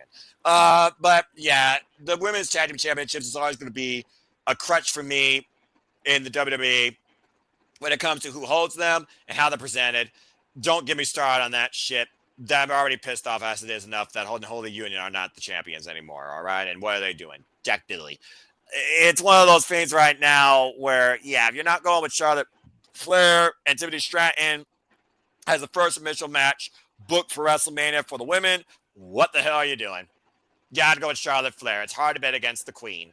She is the queen for a reason, like her or not. Woo! All right. Well, I figured that was probably going to be the easiest match for us to call. But again, the beauty of the Royal Rumble is you never know who's going to show up. And the fact that we have so few actually known versus the men, it does lead a lot more suspension of fun. So while the winner might be predictable, the way to the winner is going to be a lot of fun. It doesn't matter if Charlotte Flair comes out number 30 or who she actually gets in the ring with and what other matches you tease. Just saying. Again, you named NXT. We named TNA. Who knows what else? Victoria back. I'm just saying, I wouldn't mind seeing Victoria one more time in the ring. Seriously, put that woman in the Hall of Fame. I hope she goes in the Hall of Fame this year. I always will be a fan of Victoria, Tara. She was an alternative outside leader. Just saying. I said what I said. All right. Anyway, let's go ahead and move into our next match. And again, damn, what the fuck do you do with this type of stuff? I mean, I guess it makes sense to do the Undisputed WWE Championship. Well, nah, fuck it. Let's go ahead and talk about this one. Let's go ahead and talk about the WWE Tag Team Championships. And for those that don't know, those are the titles on SmackDown. Of course, the current champions, DIY, Tommaso Ciampa, and Johnny Gargano. They defend the gold against the men they beat in a cricket matter. Going heelish, the Morrissey Machine Guns, Alex Shelley, and Chris Sabin. To your point, King, this is the first time we're seeing the Morrissey Machine Guns compete on a WWE pay-per-view. And the experience of these two teams and what they bring to the ring is going to be tested, hopefully justifiably so, underneath this circumstance, because this match is 2 out of 3 falls. Shout out to Shadow Bat Ash when I say that this is the definition of tag team wrestling greatness. WWE, don't you fuck this up. Don't you undersell it. When you're talking about, again, our NXT, my NXT, it was Johnny Gargano and Tommaso Ciampa, whether separately or together, that define an era. He is Mr. NXT. He is Johnny Wrestling for an effing reason. He is the black heart that held Goldie more precious than anything else in his life before he had a child. And of course, the most influential X Division champion in history, Chris Sabin, alongside the man that carved his own style, the alternative of the business. Of course, former TNA World Champion in his own right, Alex Shelley, who led TNA into the rebirth of its era last year at Hard to Kill before losing it to Moose, and everything else went belly up from there after No Surrender. Of course, they came to WWE. They quickly became the tag team champions, being the Bloodline, although that was storyline circumstance. Was called what it was. It was a moment. It was a cool moment, but it wasn't like a great, super great wrestling match. This should be a really great professional wrestling match, but we need all three falls fought out to the fullest. It shouldn't be quick. It shouldn't be straight. One person gets two falls in some capacity. It shouldn't be a two-fall comeback. You need to literally make this 1-1, then really push it out to that final one. You need to make me believe that tag team wrestling truly matters once again in WWE. Yes, Paul Levesque has built a better foundation across the divisions, a better outlook with quality professional wrestlers, but they're still superstars. And tag team wrestling is still heavily underwhelming on both brand sides, where the only team that has mattered this last year when you put tag team wrestling WWE in the same sentence was NXT's Frexium. Anyway, King, what you got to say regarding this match potential of it? And regardless, I do think the Motor City Machine Guns are going to regain the gold back. I am on the same boat with you. I do believe that the Motor City Machine Guns will regain it back, despite the fact that, earlier that DIY used their heelish tactics to get the WWE Tag Team Championships. So out of 2 or 3 falls, this basically determines, like it says, 2 out of 3 falls. You either got to win 2, get a clean sweep, or you can go to the full 3 falls. So I do see the Motor City Machine Guns winning here, and WWE, you got one job. Don't make me mad, because these are 4 of the men that I respect and have respect for this industry. Damn it! Don't make me mad. Don't make Shadow at Ash mad either. I mean, Ash's excitement levels with my passion for professional wrestling. Damn it! Especially when it comes to greatness personified, when it comes to you hone this craft and DIY and MCMG own tag team wrestling. Damn it. The most influential tag team in TNA history versus arguably the most influential tag team in the black and gold NXT history. It doesn't get more personified in tag team greatness than this, not named Usos and Gorillas of Destiny. And that's a whole different thing that's not going to happen ever, I think, at this point right now. Again, it is what it is. But yeah, this has to justify how important tag team wrestling is for me to truly believe in tag team wrestling in WWE. Treat this with justice. Damn it. Just saying. There's a reason it's 2 out of 3 falls. I think there's truly a reason why it's 2 out of 3 falls. I think Paul Levesque knows that. We could be looking at something greater than, dare I say, Motor City Machine Guns versus the frickin' Beer Money. You remember that series from TNA? We could be looking at something greater than DIY versus FTR. 2 out of 3 falls when they won those titles finally in their moment in Toronto. If this is justly presented to the extent of quality that both these teams are capable of. Don't undersell this shit. Do it right. But yeah, I still have the tag titles changing hands. And give me my tag match of the year. This has the potential to be my tag team match of the year. Don't fuck this up. Okay, now that I got my passion a little bit underwhelming out of the way, I'm sure Ash will echo the same sentiments. Sorry, not sorry, is what I am. Okay, King, you know how this goes. He has the gold. He has the gold. Both want the gold. Only one can grab all the gold. Hell. We got an undisputed WWE Championship ladder match as the American Nightmare, Cody Rhodes, will defend his spot as the undisputed WWE Champion against the self-proclaimed real WWE Undisputed Champion, who's held that Winged Eagle title. Let me just say this real quick. God bless the Winged Eagle title. Hostage since brought back for one night only at the first last main event and losing to Cody Rhodes again for the title back literally last year in December and trying to injure him with a pile driver. Now we got a ladder match. There's been enough jaw-jacking, t-shirt parodies, and literally mirror imaging methodical, cerebral cycling to last literally half a year when it comes to these two's animosity that has built out of their first match at Bash Berlin, where Kevin Owens held back. And now there is no holding back. I'm proving why this should all have been his literally a decade plus. And y'all know what he's talking about, 2016. We try and forget about that for reasons. All right, King, I took the lead on the other one, so this is all you, bro. What do you guys say regarding this Undisputed WWE Championship ladder match and the aspect that Kevin Owens offered Sami Zayn, if he helps him and he wins, Sami will get the first shot at the Undisputed WWE Championship. Considering what happened last night on Monday Night Raw, Monday Night Raw, I know that's redundant, but you get what I mean. Accidental, quote unquote, Haluva kick to Cody Rhodes after the match with Drew McIntyre. Just saying. Why Seth says you've been helping the bloodline, Roman Reigns, helping everybody else. Why don't you help yourself? This will be quite a way to help himself towards a way to punch his ticket on maybe finally becoming a world champion since NXT. But also, the last time Kevin Owens was involved in a ladder match regarding the championship long ago in NXT, he lost. But again, that was NXT. He's had other ladder matches since. He's won, I think won, but I don't remember. Either way, this match has been brewing since last year, August, in what has been a unique saga of trilogy of matches, I would say. And this story is about to be finished Saturday night. We got Lima with all the gold. The gold will still remain in the American Nightmare camp. It will remain with Cody. I do see Kevin coming close to it because of Sammy's help. Because, well, let's face it, Kevin, I feel like gaslit Sammy. Because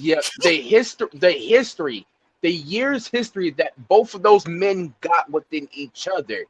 I can understand the gaslight word, because Kevin will gaslit anybody to get what he wants, and he's using his quote unquote, I don't know if he still calls him his best friend or not nowadays, and Sami Zayn.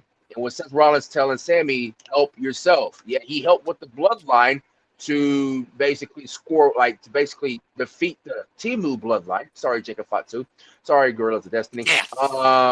Accurate. But he helped him to get the win with the OG bloodline. Of course, he's been helping. Of course, Karrion Kross been in his ear too.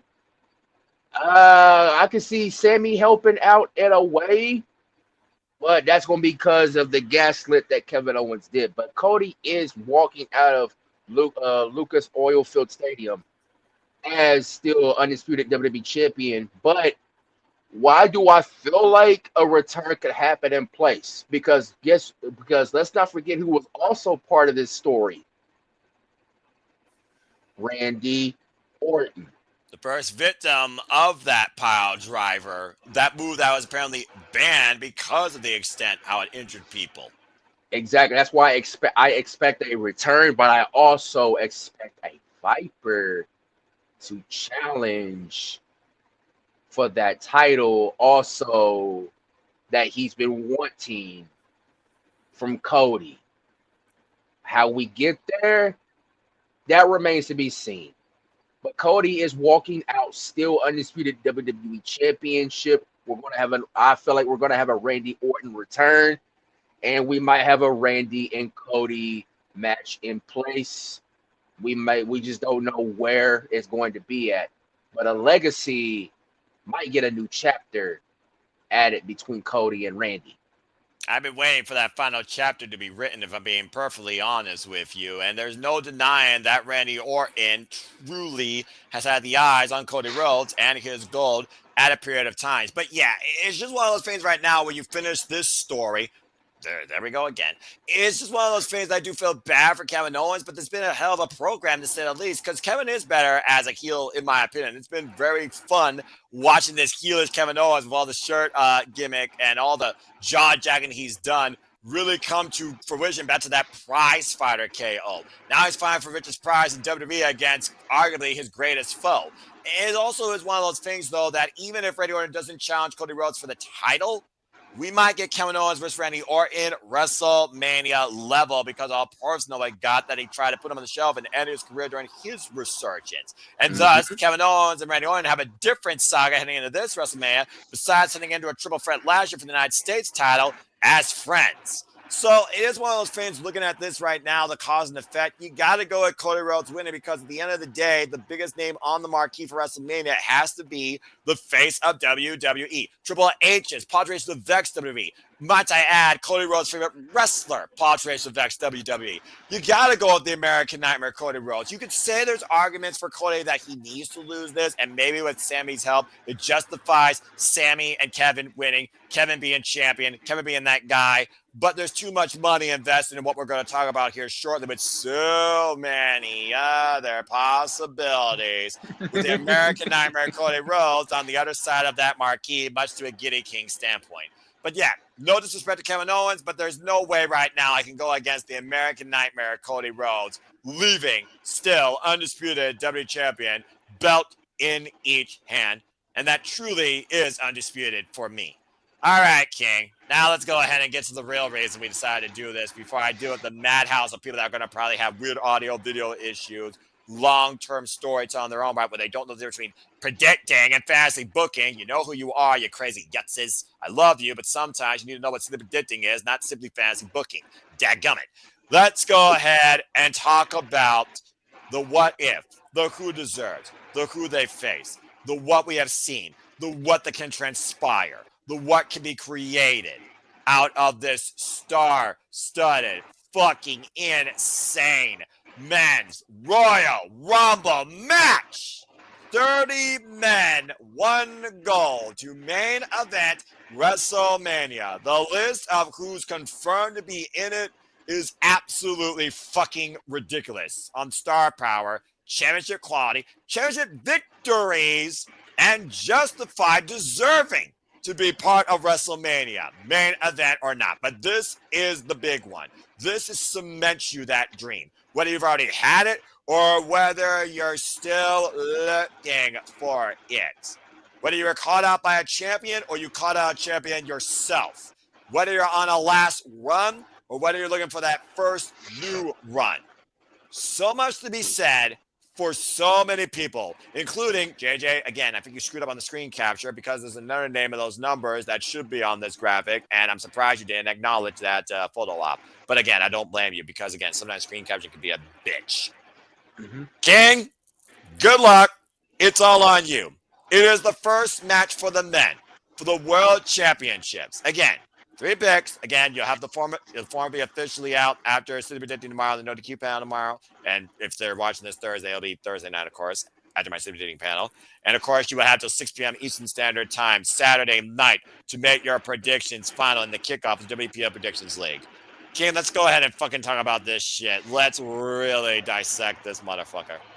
Who, in your opinion, gets officially that WrestleMania potential moment? Who you got winning the 30-man Royal Rumble? If you could pick only 3 names. And if so, against who do they challenge? This is an all-star field. This is an all-star field to where I feel like this is NBA all-star level worthy of the names. The NFL Pro Bowl of names alone. When you look at this field, it's a bunch of big names who have lots of accolades, lots of championships in their respective careers, whether that be in multiple companies or whether that just be in one company known as the WWE. If I were to choose 3 in their what if scenarios, this is tough. This is putting me on the hot seat like that little lamp that's just burning down on you in an interrogation room. Final 3 will be Cena, because history can repeat itself again. He can win it again, but also what would the challenge? What would he go after? Will he go after Cody because of the fact that it could be a debate to see who is the face of the WWE currently? People will say Cody. People will say Cena. I can see that. 2 generations forced to pick a side. It hasn't happened like that since, I feel like, since WrestleMania. No, not even that. Maybe you could put that in there like a WrestleMania 28 where people had to choose a side between Rock and Cena. That's probably fair. Or you could go even back to No Mercy 2017 when people had to really choose a side before they had their second match together of Roman and Cena at No Mercy. Mm. So if Cena does win here and he chooses Cody, will Cena get his 17th? That's the question mark. He But did if he say it was impossible. but if he chooses, but also, what if he chooses Gunther? And we've seen Cena face bigger men in his respective career, but this is Gunther. Gunther is not like any other men. That man will have you battle tested. That man will have you make sure that that ring is, go ahead, no one say it. Sacred. Thank you. Now, I can see Cena winning it because it is his last run, full time, completely, permanent, done after December 31st, 2025. Yep.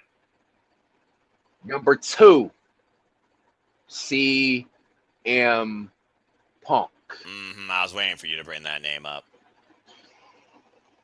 He could go after Cody, but Cody's on SmackDown. But there's also this thing called transfer portal. But also, we have seen this done in the past where this brand superstar will go over to the other brand's champion and challenge for their title. Yeah, because of the fact. Exactly. And what happened last year where Punk tore his tricep again, that cost him a main event spot at WrestleMania last year, and Cody eliminating Punk. I can see that visited more so than CM Punk and Gunther. I could see I feel like that's fresh. Has that ever been done before in WWE? Nope. And he called out Gunther as well after he beat Seth freaking Rollins, of course, on the Raw on Netflix premiere. And I can honestly see that happening as well because it's new, it's fresh. And here's a name that if you don't have, like the whole Charlotte thing, if you don't have this man's name in your top 3, what are you doing? Go ahead and say it. Roman Reigns. We all know. We've been through WrestleMania 39. We've been through WrestleMania 40. If y'all don't think that Roman still doesn't want that WWE Undisputed Championship, you're living under a rock. He's got his Uwafala back. But he still wants that WWE Undisputed Championship that he lost, that he walked with his head down with Paul Heyman. Didn't even want to celebrate to give acknowledgement to Cody, and just walked off into the sunset until he came back here at SummerSlam. I feel like Roman and Cody are going to get ran back because I feel like with Gunther holding that world championship, I feel like that's what he called it back then when he was undisputed champion. Oh, a secondary title because they made it because nobody could beat Roman. So the World Heavyweight Championship is probably underneath Roman. I could see Roman and Cody going at it if he wins. But that would mean, we're getting Roman and Cody 3. Okay, but also as a story in play, he wants his title back. He got his Uwafala back. Finally. Now he wants his WWE Championship back. But also, there is that favor we have yet to still know about. The favor of if I help you beat Solo's bloodline, and he did, at War Games, in which they did, you owe me a favor. we still haven't figured out what that favor is to this Roman point. Reigns was asked for that, and Paul Heyman's like, let's not worry about that, my tribal chief. You're the cover person of W2K25. You're the biggest transcending star in WWE across all forms of entertainment. You are once again truly the one true tribal chief. Something's gotta give here sooner rather than later. Exactly. So I don't see Roman and Gunther. Sorry, Gunther. You probably want Roman, but probably Roman don't want you because he probably doesn't want the World Heavyweight Championship right now. He wants to get his baby back. Mm-hmm. So I want to. If Roman wins, it's basically going to be Roman and Cody all over again. So yeah, Cena, if he wins, challenge Cody, become the two faces of two generations separate. Two generations clash. Or him facing Gunther to get the 17th. CM Punk, either with Gunther because it's fresh, or with Cody because of last year, the final two being in the Rumble, or Roman going after Cody if he wins, just to get his championship back. Those are my three. Ah, jeez. Okay. You know what? Fuck it. Gonna try and do it. I'm going to try and bring a little bit of madness for 30 seconds. Simple man prediction madness for 30 seconds. Let's see what I can try and do here because let me talk to you like LA Knight to a degree. What days what's going to happen here? Let me talk to you. We got John Cena. He's looking for the 17th. He could go after Gunther or Cody Rhodes. No doubt about it. The thing about Sami Zayn, he's still looking to try and be Snowman for himself. If Kevin Owens doesn't win here, he could maybe go after Cody. Whoa! And think about Drew McIntyre trying to stop Roman Reigns, trying to get to the title. If he gets there, he can try and have his moment dispense with Cody and Gunther. Seth freaking Rollins looking to get back at Gunther. The one every time that he thinks he established. Let me talk to you more about this Rumble. You got also The Rock that talked about maybe going after Roman and Cody at the same time.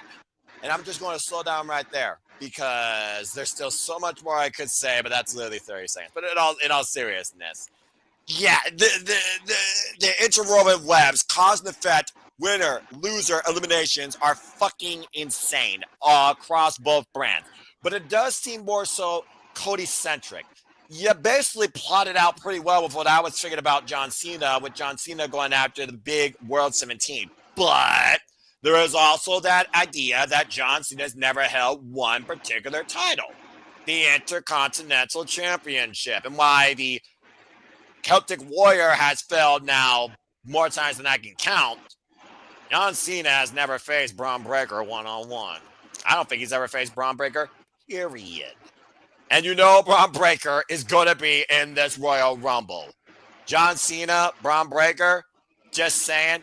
Although Cody and John Cena is very interesting for a number of reasons because it does test the entire world of WWE fans, the then and the now, to really think about things forever. Because it really would be literally John Cena's last damn chance.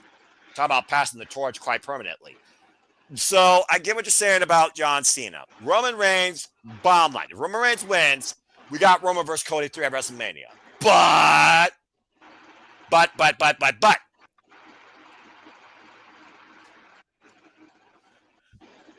Bad Blood, final boss, engaged. You know as well as I do, The Rock will do whatever the fuck he wants because he's on the board, and damn it, it's WrestleMania.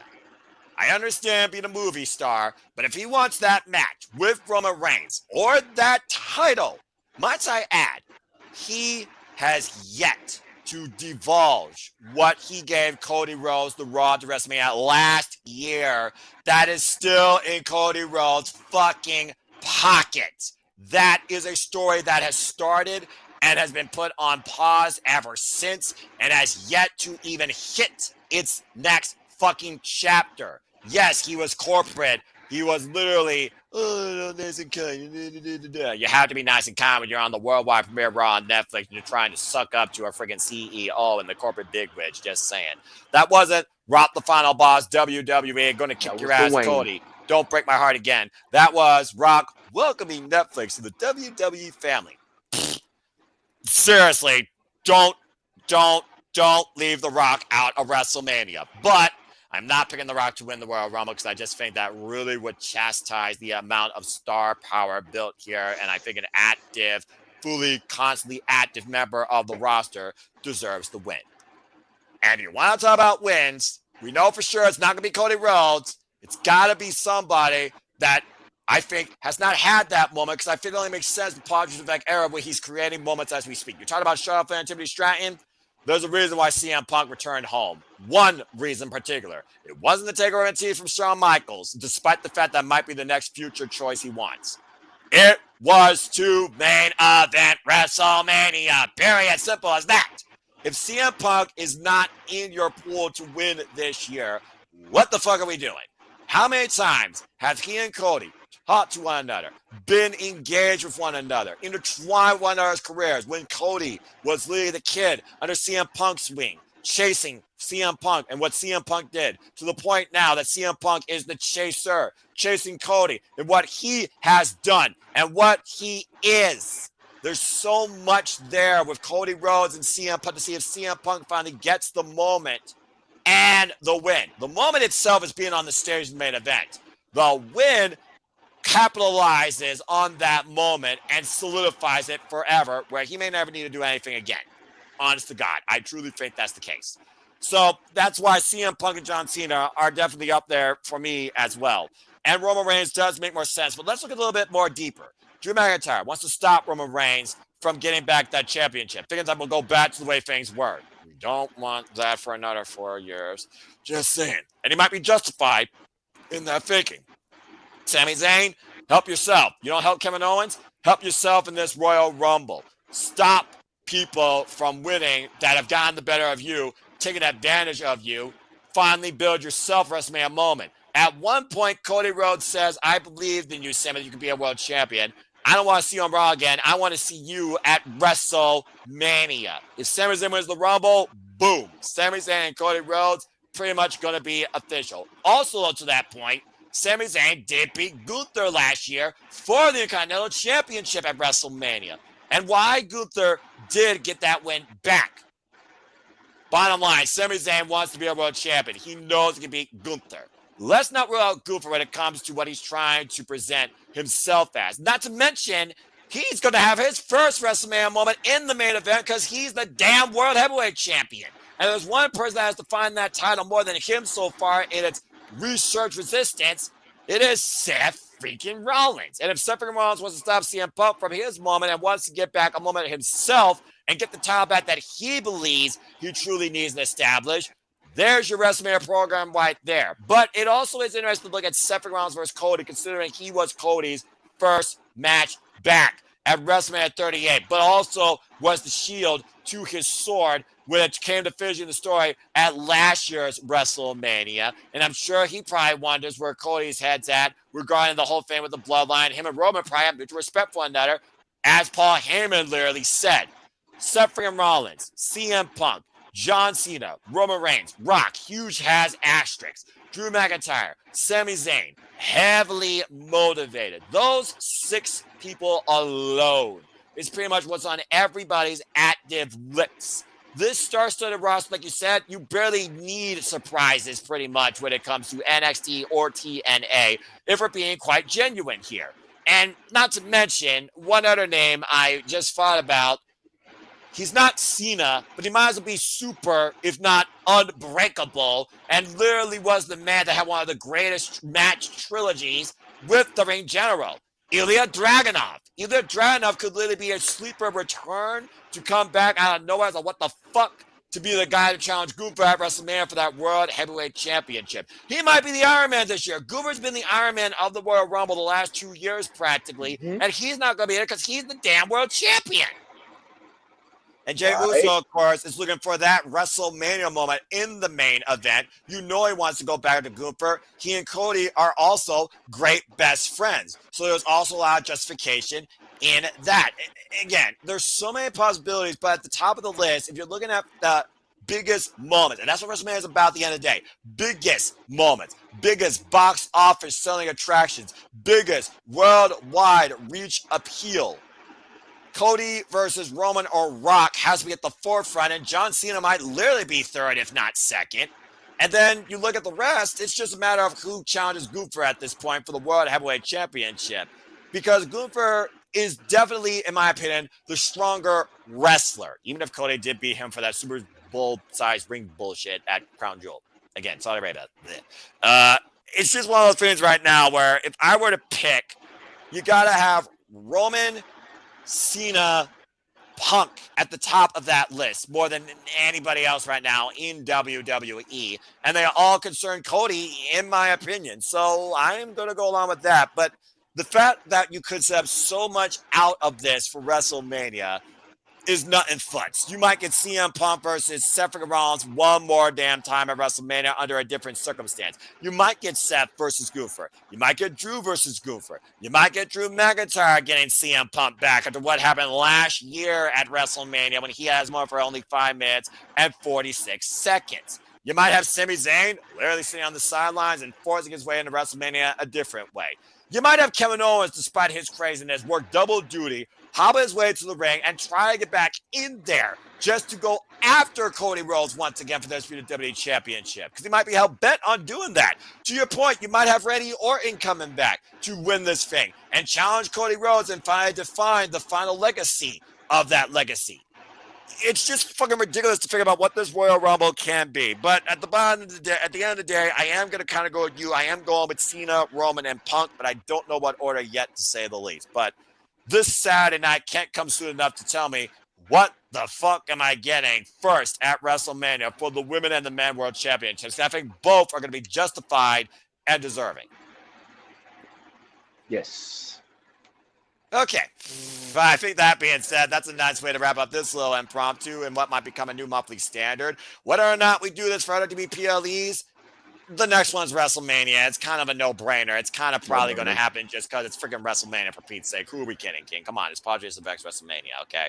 I think we're going to be justified in covering that and targeting and hyping it up. But again, we might come back a little sooner depending if something crazy goes off the fucking fan in February. Stay tuned for more on that. But thank you all for tuning in to this fun discussion across all things wrestling, headlined by, for the first time in AEW history, WWE. I gotta admit, this was a lot of fun. This is great to talk about. I'm super excited, and I can't wait to see this and to predict on it and cover it. And again, King, good luck. It's always a pleasure, and thank you all for tuning in once again to the WWE Impromptu. Before we conclude and bid you all fine adieu, King, any closing remarks, and where can people find you? I still gotta make a graphic for you, too. You gotta send me all your information like in a single thing, bro. I will send that to you as soon as I can. Yeah, no worries. I know I said thank y'all for tuning in. You know, the ATW duo, as always, doing what we do. Always an honor to do with you, bro, as always. Follow me on the Twitter, X Twitter, whatever you want to call it, AMT Roman numeral 23, number 23. I'm barely on there nowadays. I just tweet on there about music nowadays. The whole Kendrick and Drake beef still going on. Oh my God, I'm willing to stop talking about it, but the more Drake makes these case lawsuit moves, I'm like, you dropping more lawsuits than you do music. But that's a different topic on a different day. Fair enough. Follow me on Blue Sky at AMT Roman numeral 23 .bsky.social. I still, again, that handle name is so weird. But also follow me on Instagram, the same thing, but this time the dot after the Roman numeral after the 23 with the number 23. Y'all know the deal. Yeah, fair enough. And you all know the deal with me. And if you don't know the deal, that's fine as well, because I'm barely social as it is. But if you wish to engage with me, if you want to join for impromptu conversation at times, family approved. And if you want to engage in super predicting or the predictions links too, then find me primarily on the social medias, for I am mostly on the Twitter and on YouTube at mfoster16 for all things wrestling. Shout out, of course, again to the AW fam across all the social media platforms. Again, super predicting is back. We are starting officially the WWE PLE League. What a fucking kickoff, to say the least, with the Royal Rumble. So stay tuned for City Predicting Royal Rumble. Me and a gaggle of fools. I call them that for a reason, because I moderate the madness, which is why I'm glad I only have one fool tonight. But again, this is probably the least foolish of them. I mean that with all respect. I can roast people, all right. If people can mess around me, I can freaking roast people too. Shoot, it should go both ways. Anyway, right. Stay tuned for me leading who knows how many, whether it's the biggest, whether it's Christopher Roth, who's going to tell us it's going to be a great match, whether it's JJ Williams, who's going to cook a dish worthy of the Swedish chef from the Muppets easier to understand, to say the least. Whether or not it's Stat Boy Mike and T from the Sports Bar giving you all the stats you can think regarding the Royal Rumble. And whether or not it's others that follow along besides that, including but not limited to Dwayne Atkinson and some other person I can't remember. Oh, yeah, Tim Tobin. Probably in landscape mode on his phone.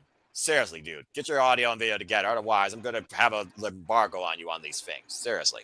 Again, stay tuned, folks, for all those people and more if they actually are awake, conning up, and show up. Otherwise, it might just be me simply giving you a summary and hype up the forum, as the forum will be live once that stream concludes. Again, that is if you're on the East Coast here, it will be tonight, 10:30 p.m. Eastern Standard Time. I also say, the No DQ, as I will be part of the No DQ Prediction League panel, hyping up the leagues, and of course, I will be once again moderating, scoring, tracking them, and welcoming anybody that's a fan with a positive outlook and opinion. Just saying. As want to be part of any of the leagues, WWE, NXT, TNA, AEW, and ROH. The TNA League, of course, kicked off at Genesis. We'll see when that picks up again. But come join the WPLE League, keyword WPLE League. It officially is kicking off this weekend with the Royal Rumble. Hope to see you there. And as always, I am nothing more when I do this but to you, a simple man and a lifelong fan of professional wrestling. Damn it! As only wish to remind you, encourage you that are no winners, no losers, no betters. This fans and opinions, this passion we all share. At the end of the day, folks, support one another, respect each other, protect your mentality too, treasure your families, and just your life and enjoy professional wrestling. It is truly as simple as that. But until next time, with Impromptu, live or on demand, in and out of Simple Studios or on my simple brand, please like, subscribe, comment, tell a friend. Hit the bell videos live on demand on this channel or any channel here at the Simple Studios. Hit the subscribe button. I assure you the creativity, the content, the passion, the shared live watch along coverage with my voice expense is not letting up anytime soon. But I think that's enough shilling for now. That's enough bidding you all gracias and thank you. And of course, appreciating, acknowledging all of you. I think now we will bid you all a fine adieu. So until next time, on behalf of the KNG King, we of course represent our entire family. We are ATW. And as always, until next time, make a positive impact in life. Enjoy the Royal Rumble. And safe travels to my friends, Sun Goshiku and Caitlin and crew. And King, good luck to you in this year's league. I look forward to seeing your official picks in the kickoff of the Royal Rumble. And good luck this weekend, too. And again, folks, till next time, make a positive impact in life. And have a good night. And thank you for tuning in once again to the AWU Impromptu. Let's fucking rumble this weekend. Until then, have a good night, folks. The Royal Rumble in Coliseum. Damn it, you and your time. Let's forget. King! Back, you know. Always. I know, and I hate it. Again, AEW should be always all about the glamour. Mariah May. And I hope that's the same down under in Australia with Grand Slam. Just saying. All right, I'm hitting the button. That's enough. Freaking time. Annoying. All right, I'm hitting the button. Seriously. But there's always a latency with this. Good night, folks. Thanks for tuning in.